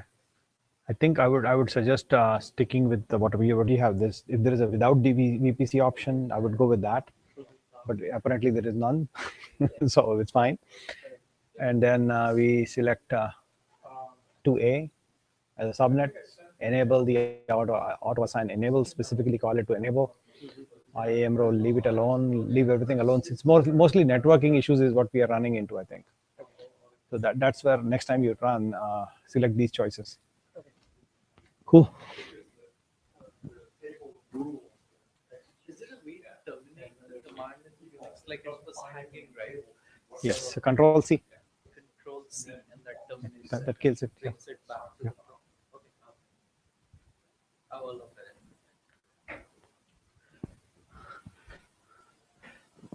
And you need admin.